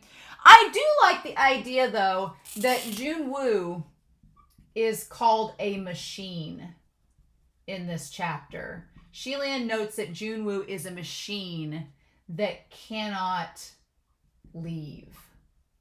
He is bound by his duty. To be honest, I still am very fascinated by Junwoo. I've always been fascinated by his character. I just don't want him to try to make any advances on Lian. He's Hwa-Chong's. But I am fascinated by Junwoo, and the more we find out that Junwoo is kind of like trapped within the heavenly realm, but he seems totally okay with it, like he's accepted his duty and he wants to keep it, the more I'm fascinated by him and I want to learn more about him. I just don't want him to harbor any romantic feelings towards our cinnamon bun deity. That's all. That's all I ask. So, I think Lian and Hwa-Chong may become an OTP for me, and I'm like, everybody else stay away, right? I feel like I'm the one holding on to Lian and Hwa-Chong, and I'm like getting everybody away from them, that meme. But yeah, the officials are staying away from Lian, which makes sense at this point. They're like, nope. They're like, we're not touching this with a 10-foot pole. Not getting involved with this. And so we find out only 4 to 5 in the army are infected, and they question whether it's weak people that are infected rather than strong people. But Lian finds out there might be something more to that. So chapter 85, I like that Mu Qing and Feng Xin, they argue over every little thing. I have 2 little cousins. They're 15 and 17. I say little, they're 15 and 17. They're like cats and dogs. They like can look at each other from the other side of the room, and in 2 seconds they're arguing about nothing, and you're like, why? What are you doing? And so Feng Xin and Mu Qing remind me of them. Like, they could just look at each other and find a reason to argue. And I like that Lian has gotten to the point where he's using idioms to like make, he's like, now you recite this idiom list while I go do this thing, so you'll calm down, just to distract them, right? It's absolutely hilarious. I'm like, come on. But they question 300 soldiers, and Lian comes to the exact same conclusion, which I think is that the worshippers of him are the ones affected by the human face disease. I think that's the trick, right? But we don't get to know who gets infected and who doesn't. Like, MXTX does not give us the privilege of that exposition yet, right? So Lian then goes to the Goshi. What a conversation. What a conversation indeed. So the Goshi. I feel like the Goshi is just done. The Goshi's fed up. They're like, I'm stuck in this fallen kingdom and you've just made it from bad to worse. And I've pinted up my frustrations for the last several months. And now I'm going to yell at you. And it's like, okay. The Goshi gives me the vibes of like that guy that's on his last day at work and he's about to like just tell off the boss and be like, I quit. That's the vibes the Goshi gives me. Like, he's like, we're about to go down in flames, so I'm just going to speak my piece. Because Lian like marches to the temple and he's like, I need to talk to the Heavenly Emperor right now. So maybe Lian had not came to the conclusion, or maybe Lian had thought that they were getting infected if they went to his temple, and so he was going to talk to the Emperor about it and see if they could do anything about it. But the Goshi says no. He's like, if you talk to Junwoo, the answer is going to be the same as if you talk to me. He's going to say the exact same thing. He likes you, but he's not going to support you that way. He says that everything, again, that whole thing about everything having its own rhythm, everything is predetermined. He's like, everything is left to fate. It happens for a reason. It's a literal butterfly effect. Oh my God. Yeah. There is a literal butterfly effect here. And not just the Hua Chong silver butterfly effect or the Bai Wusheng butterfly effect, but there's literally a butterfly effect here, right? He says that he doesn't have to let Junwoo possess him. He's like, no. He's like, Yongin. Here's the situation. Yongin was doomed, but then Lian tried to save them. But the problem is he couldn't save them completely. He tried to use the rain to save them, but it was not complete. So instead, Yongin got mad and joined the army attacking Shanla.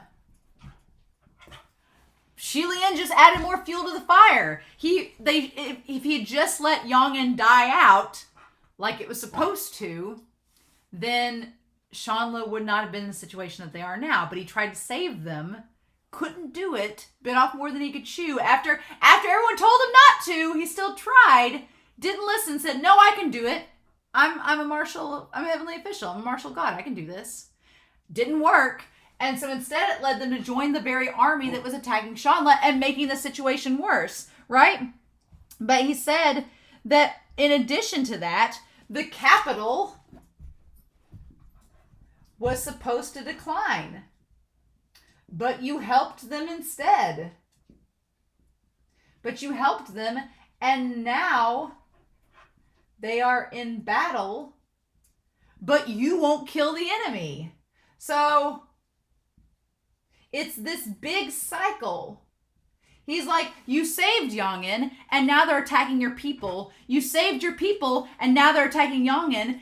If you just wiped Yongin out, you wouldn't have the problem anymore. But because you're so proud that you saved them in the first place, you don't want to be the one to cause them destruction because you're the one that saved them and started this whole battle to begin with. So he's like, you've just made a mess, is what he's saying. He's like, you're just creating this endless battle. And I like that the Goshi says, do you expect a peaceful compromise?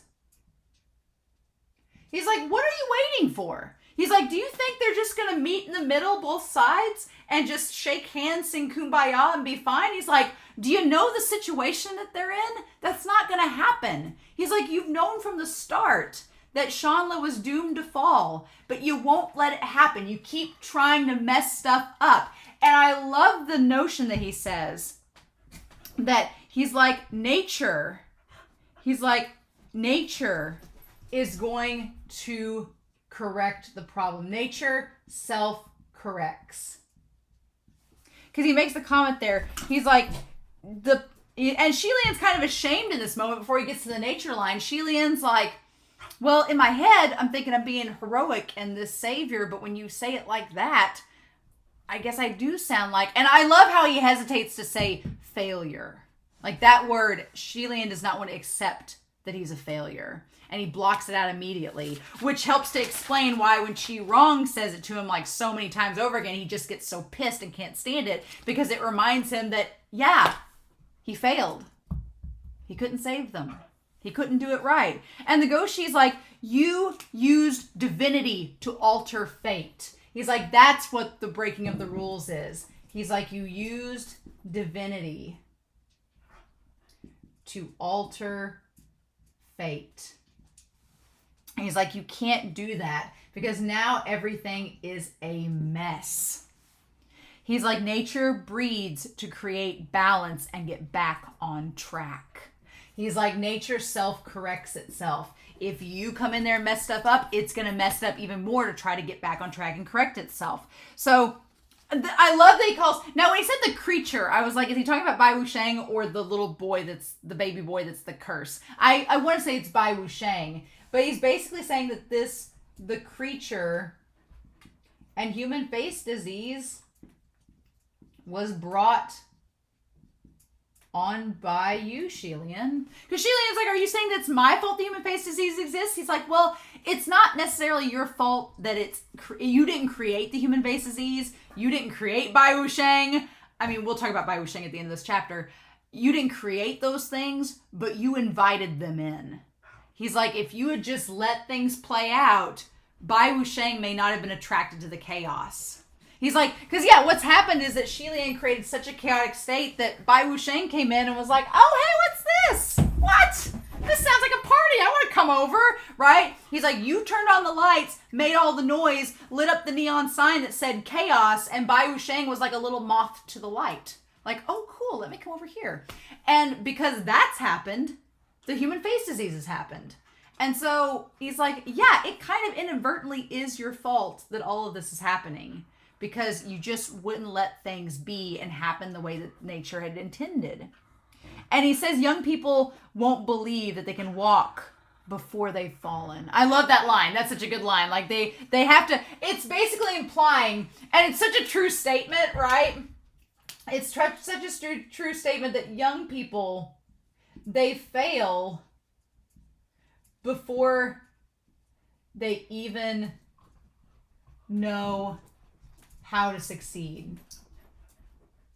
And that's so true. I'm not above admitting that. When I was younger, I had several moments where I was like, I've got this. I don't need your help. And my parents were like, here's some advice. And I was like, I don't have time to listen to your advice. I know what I'm doing. And then I failed miserably. And my parents were like, did we not try to tell you how to do this and you were too good to listen? And I was like, maybe. So everything Lian's going through now, he's only 20. It all makes sense. Yeah, the Goshi's like, you need to have listened and heeded the advice to people that maybe knew what they were talking about, but you didn't do that because you were just so sure of yourself. And Lian, he's still, I will give Lian this. I will give this, because there's a lot that Goshi says that as someone that's a little bit older, I'm like, yeah, I get what you're saying. Ugh. But I do give Lian this. Lian, he's like, even though he's like, what am I supposed to do? He's like, the heavenly realm's not going to help me, are they? And Goshi's like, no. And so Lian's like, well, if I destroy myself, will the creature be destroyed? And I was like, Lian, because I was afraid that's where we were going with this. Lian says, if I can destroy myself, will Bai Wusheng fall too? And the Goshi's like, no. And I love this line too. Easy come, hard to leave.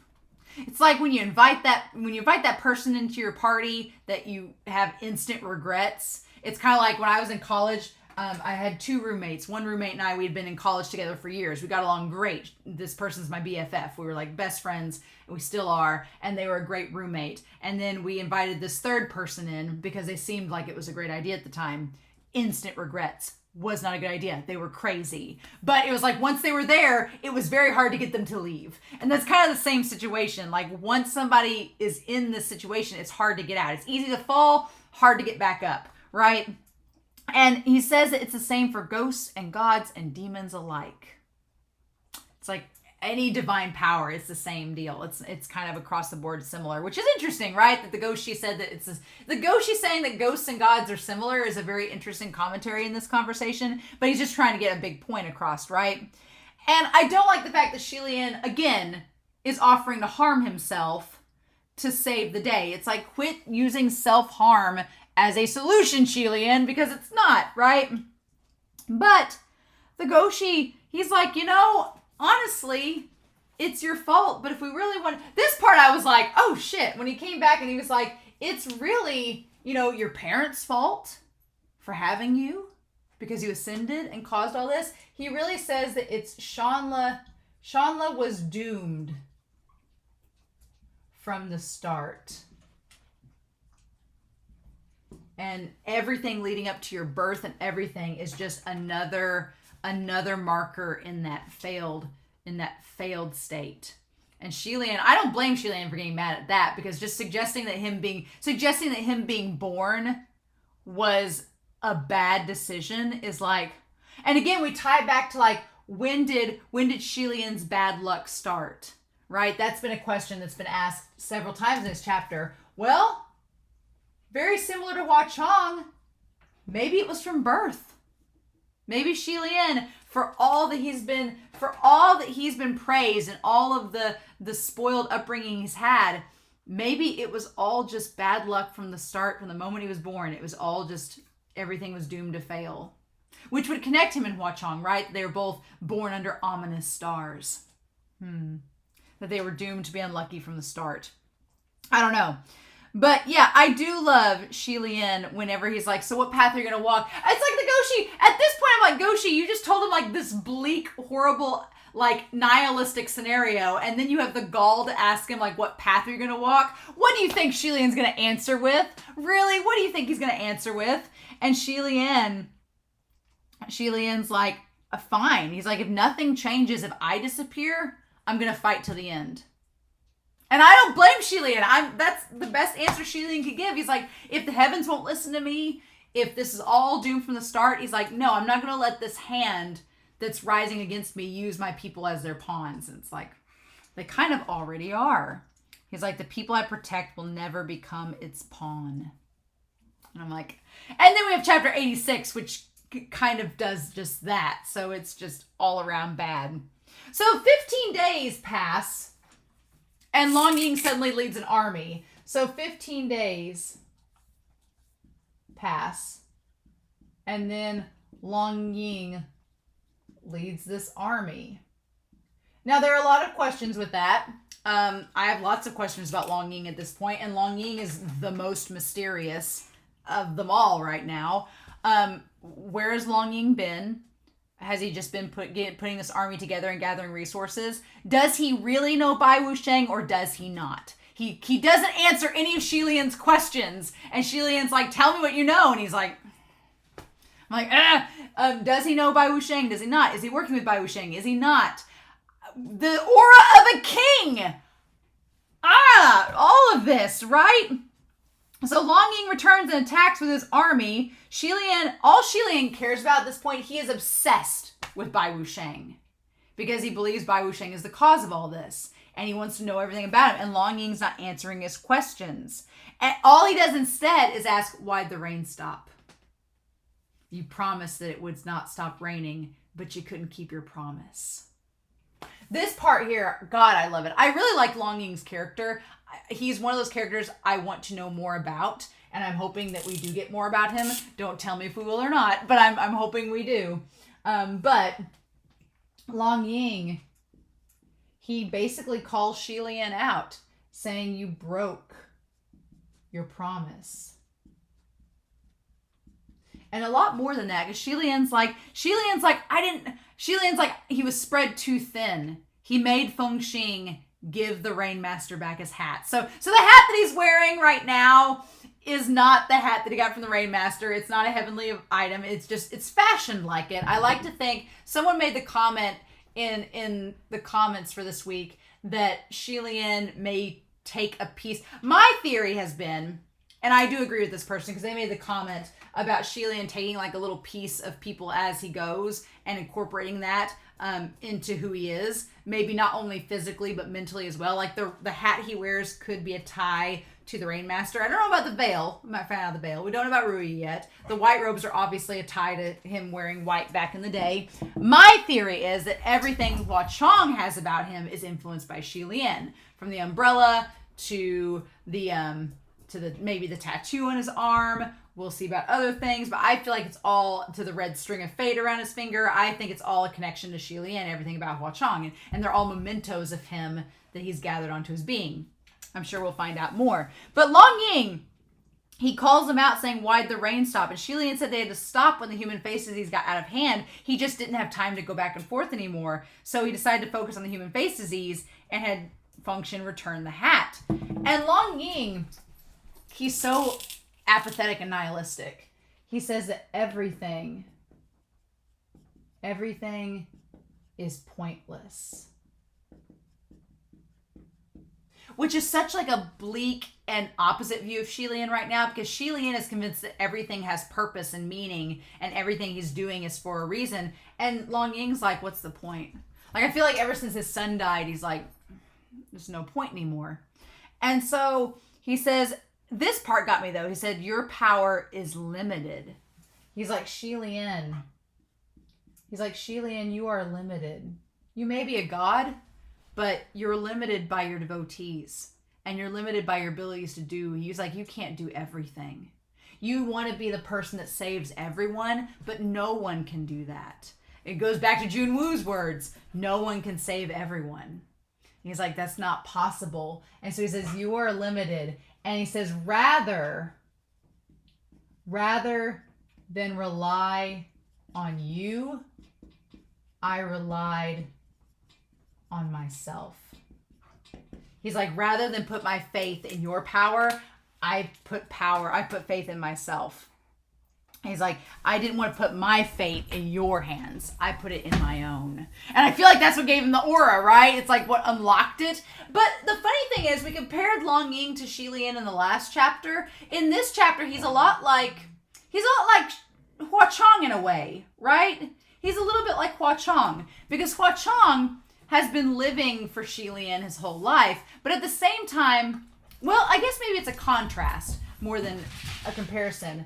Lang Ying decided to not rely upon Lian at all for anything, and Hua Chong has relied upon Lian as being a source of an inspiration for him living all the time. So there is a comparison there, but the vibes that Lang Ying gave off in this chapter have felt very Hua Chong to me in some ways, and Lian gets pissed about that.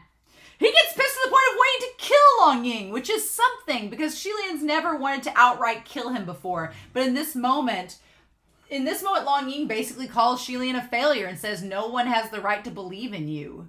So we should all just believe in ourselves instead. And Lian gets mad at that and decides he wants to kill him. And then we find out that Lang Ying has the aura of a king. The aura of a king. Which means he is in line to possibly ascend. I didn't know that was a thing, but it is.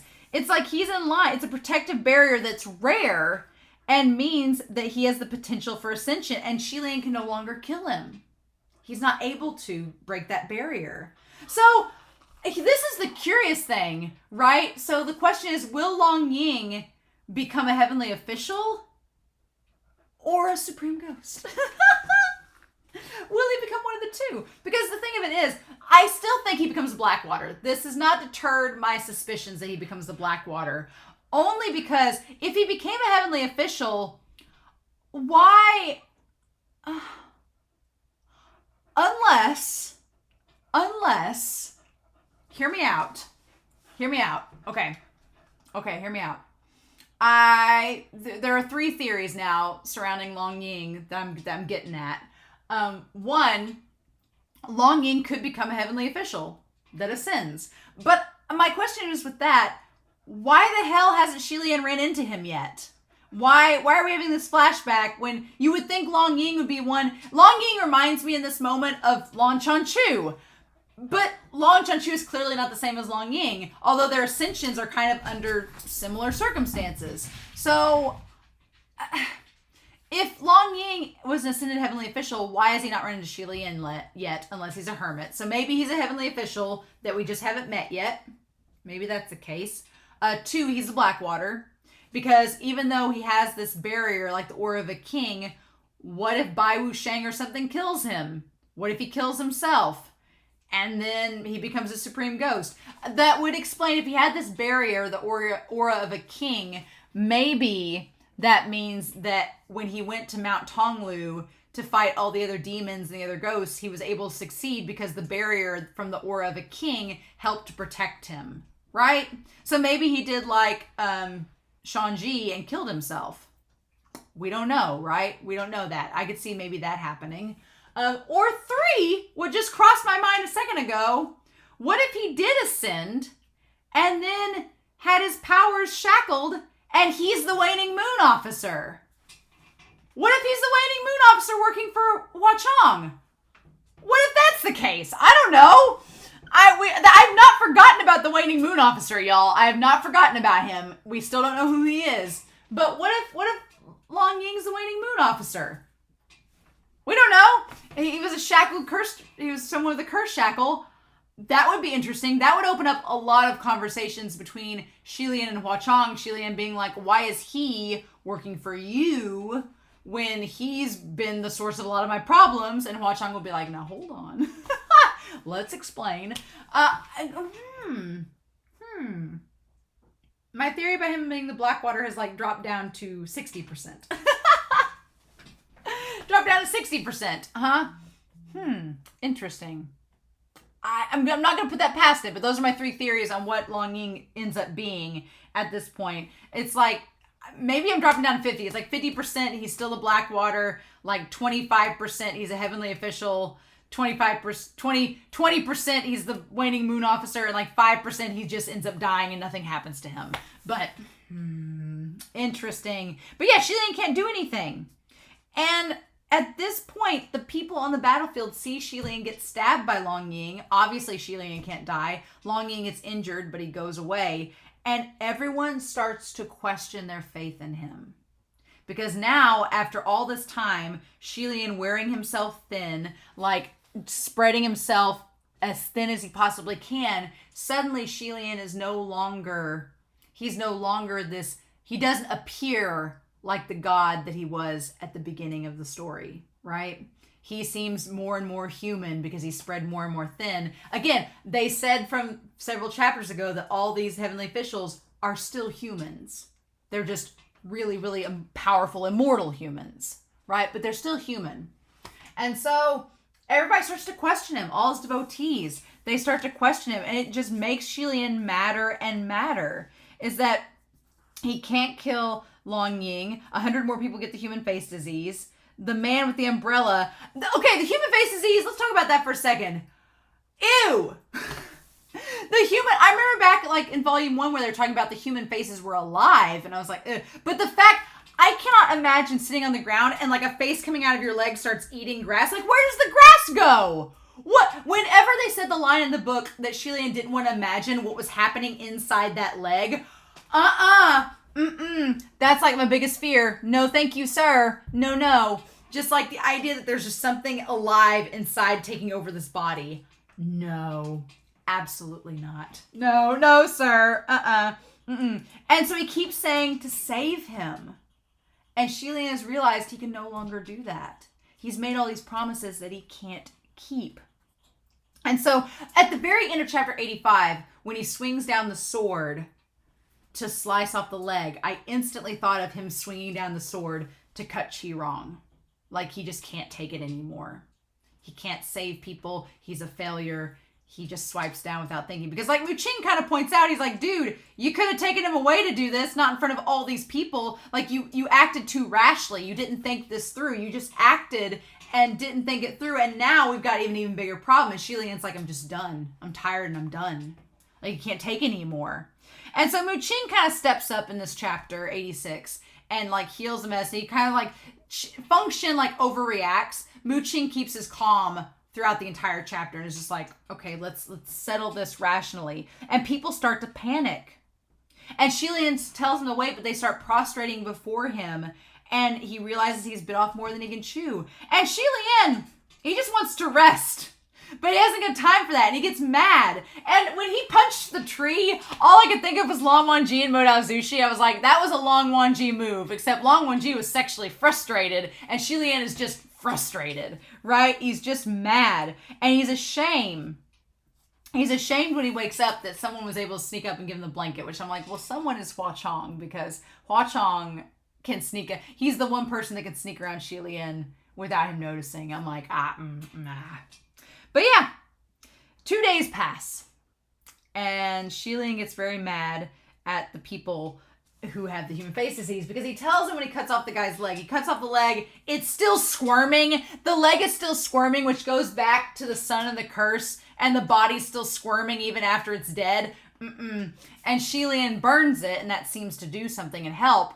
And so the guy feels like his pain's been alleviated, and Lian's like, okay, well, let's just wait and see if it doesn't come back. And if it does, then we'll go from there.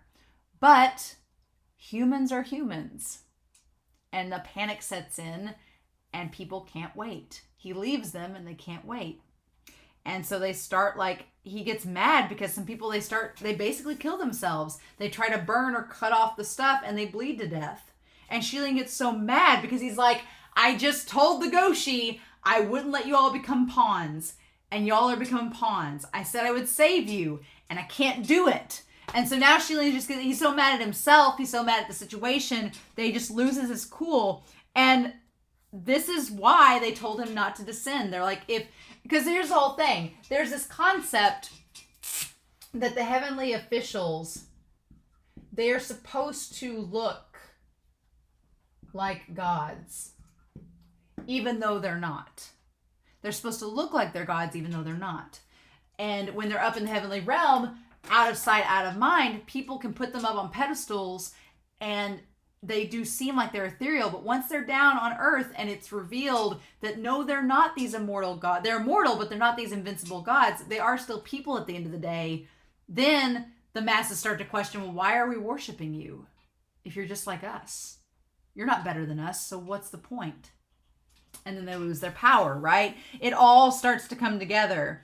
And it reminds me of that phrase, never meet your heroes, because you'll be severely disappointed. And the people start getting disappointed. And someone says that he didn't have the power to stop Xiang. Like, if someone says after he crushes a tree, they're like, if he had the power to crush that tree, why isn't he defeating Xiang? And at that point, Lian just snaps and loses it.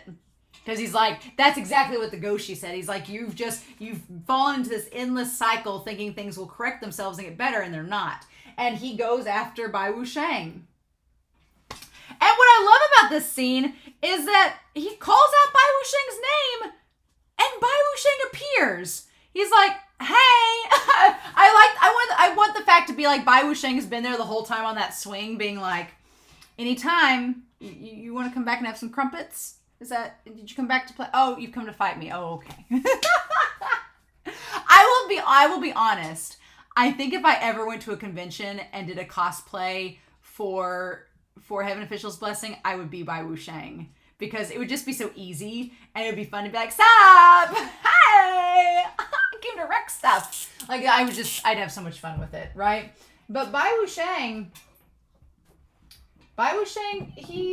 it's so weird. He's so sinister, but there's almost this like dark impurity to him. It's weird because he's not like the Land of the Tender. He's not like, his taunting is so gentle. It's creepy. His taunting is just like, he's like, hey, I've been waiting for you. Welcome back. How's it going? Like, I just can't wait till the Donghua animates him. It's going to be so cool to see their interpretation of him. But he's there waiting on him. And the moment he floats down to fight Lian like a butterfly, I feel like Mu Qing and Feng Xin were like, either one of two things. They're like, oh, wait, something's up with him. Don't fight him. And Lian is just so blinded by rage, he doesn't see it. Or they're like, he's acting like you. Don't do that. He seems like he's like you. Like he's imitating him. Do I think Bai Wuxiang really looks like Lian? No. I think that just like with Qi Rong, it's a misdirect. We did this with Qi Rong back in volume 2. I feel like it's the same thing. I feel like it's a misdirect. I feel like Bai Wuxiang can change his shape and he is just taunting Lian. He knows he can get under Lian's skin. He knows that he can taunt him. And so Lian's like, I want you to tell me how to cure the face disease. And he's like, well, then come closer and I'll whisper it to you. And Lian like stabs him. He's like, okay. The fact that he stabbed him and Bai Wuxiang seems unaffected. Bai Wuxiang turned into a big puddle of cloths earlier. So maybe this isn't even Bai Wuxiang for all we know. Maybe it's just like, it could be a dummy. It could be a dummy. It could be a dummy, just like the one guy that came to lure Hua Chong and Lian to Banyu was a dummy. This version of Bai Wuxiang could be a dummy because Hua Chong even made the assumption, he even told Lian that a lot of times ghosts make copies of themselves so that you don't attack the real thing, right? Just like Qi Rong did. And like Hua Chong's been himself, supposedly. It's always been himself. It's not been a dummy. But this could be a dummy of Bai Wuxiang. And plus we know that with Supreme Ghosts, you can't kill them unless you destroy their ashes. And I'm going to guess Bai Wuxiang does not keep his ashes on him, so...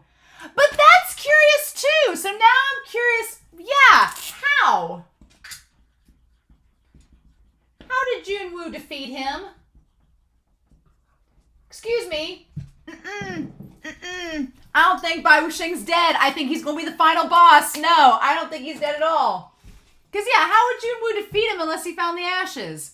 I don't see Bai Wuxiang as a guy that just keeps him on him. But maybe he's crazy enough that he does. I don't know. But, curious. I get more and more curious about Bai Wuxiang and Junwoo facing off. And I'm curious how that's going to go down. But I don't want to know. We'll find out. We'll cross that bridge when we get to it. But, yeah. So yeah. Shi Lian. He says he wants a cure and a solution. And Bai Wuxiang tells him something, but Shi Lian does not seem impressed by it. He's like, no, this is not helping. So what do we do with that? And then he rips off the mask, and it's like Luke Skywalker in the cave, and it looks like himself. Which, of course, adds insult to injury, because it's exactly what the Goshi told him. So there's a lot of mystery left in these chapters. We don't know exactly how the human face disease works. I'm assuming we'll eventually find out.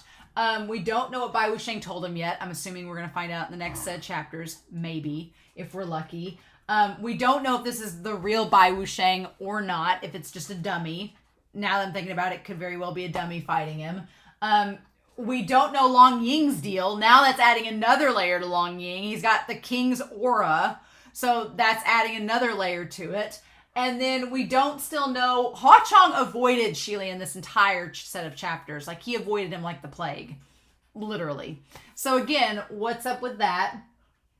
Mu Qing is still suspicious, but not maybe as much. But yeah, and then the whole thing with the sun, WTF, like everything is a big old mystery. And we've gotten little crumbs of information, enough to make us know what's going on, but not know the full picture. And I am telling you all, my urge to go ahead and read has never been stronger. But I'm not going to. The only image we get this set of chapters is of the human face disease. It looks quite frightening, but it is not nearly as frightening as the book makes it out to be. Still pretty scary, but not as much as the book. But no, I'm going to wait. I'm going to wait. See if the Manhua chapter comes out. Maybe wait on some comments. I don't know. I haven't decided yet. I'm at least going to wait and see if the Manhua chapter comes out this week or not. We'll see. I will go ahead and tell you all, and you all will just have to be patient with me. I was talking in the Discord today that I've had a lot of people, like some people on YouTube were like, well, maybe you could read like 2 times a week. And I was like, no. There's no way. Like, I've only done one series where I reacted to 2 episodes a week, and that was so stressful, if I'm being purely honest. It was a series called Attack on Titan. I got to where I was watching 2 episodes a week, trying to catch up before the new season came out at the time, and I was so stressed, if I'm honest, because it was like, I was doing like 2-hour reactions for each of those videos and having to edit and put it all together. I really stressed myself out doing it. And after that season, I was like, I'm never doing that again because it was too much. But this is enough. Like, obviously I say I want to binge read, and I do, but I don't want to rush through the discussions. I want my brain to be completely clear when I go into these chapters. And not only that, but I love this story. This is my favorite volume so far, and I love it. And it's not that I want to drag it out, but I want to savor it. I don't want to rush through it and then get over it and then feel like, man, I wish I'd taken more time with it. So you all will have to forgive me for taking my time, but I'm not going to rush through it. So if people tell me to read more chapters a week or do whatever, I'm going to be like, sorry, I'm going to do it at my own pace, and hopefully y'all are on board for the ride. But I will go ahead and forewarn you, the next several weeks are going to be just 2 chapter segments. And the reason for that is because it's still the same amount of pages that I'm reading now. It's just 2 chapters instead of 3. Like next week, chapters 87 and 88 are like 35 pages. And that's pretty much what this week was. So I'm keeping it the same. So next week I'm going to read chapters 87 and 88. and then go from there. Because I've looked at, Anime Annie sent me like the page number list, and there's segments of like 35 to 40 page chunks. I can't read 80 pages in a sitting. I got over an hour's worth of talk out of 30 pages. There's no way. My brain would fry, and I would not be as good with the discussion. So that's what we're going to do next week, is chapters 87 and 88. See what happens. See what answers we get, and go from there. Like I said, I don't know the chapter titles, don't know anything. I just know what Anime Annie sent me on, how the chapters break down. So please be patient with me. Please don't deconfirm or confirm my theories or try to explain things. The chapters that I said at the beginning of this reaction, the ones that I quote in my discussions, are ones that I love. Thank you all so much with them. But just bear with me. We'll get through this ride together. But God, these chapters. We went from a terrifying introduction of Bai Wu Shang to like Hua Chong's sexual awakening, to absolute insanity and horror and body horror in the span of like 60 pages. So, and we are just now almost halfway through volume 3. So yeah, so I hope you all have a wonderful week. Please stay safe. Take care. I'm so curious to know your thoughts down below about these chapters, the fudge. But I hope you all have a wonderful week. Please stay safe. Take care. And I'll be back very soon with chapters 87 and 88 of Heaven Official's Blessing. Bye.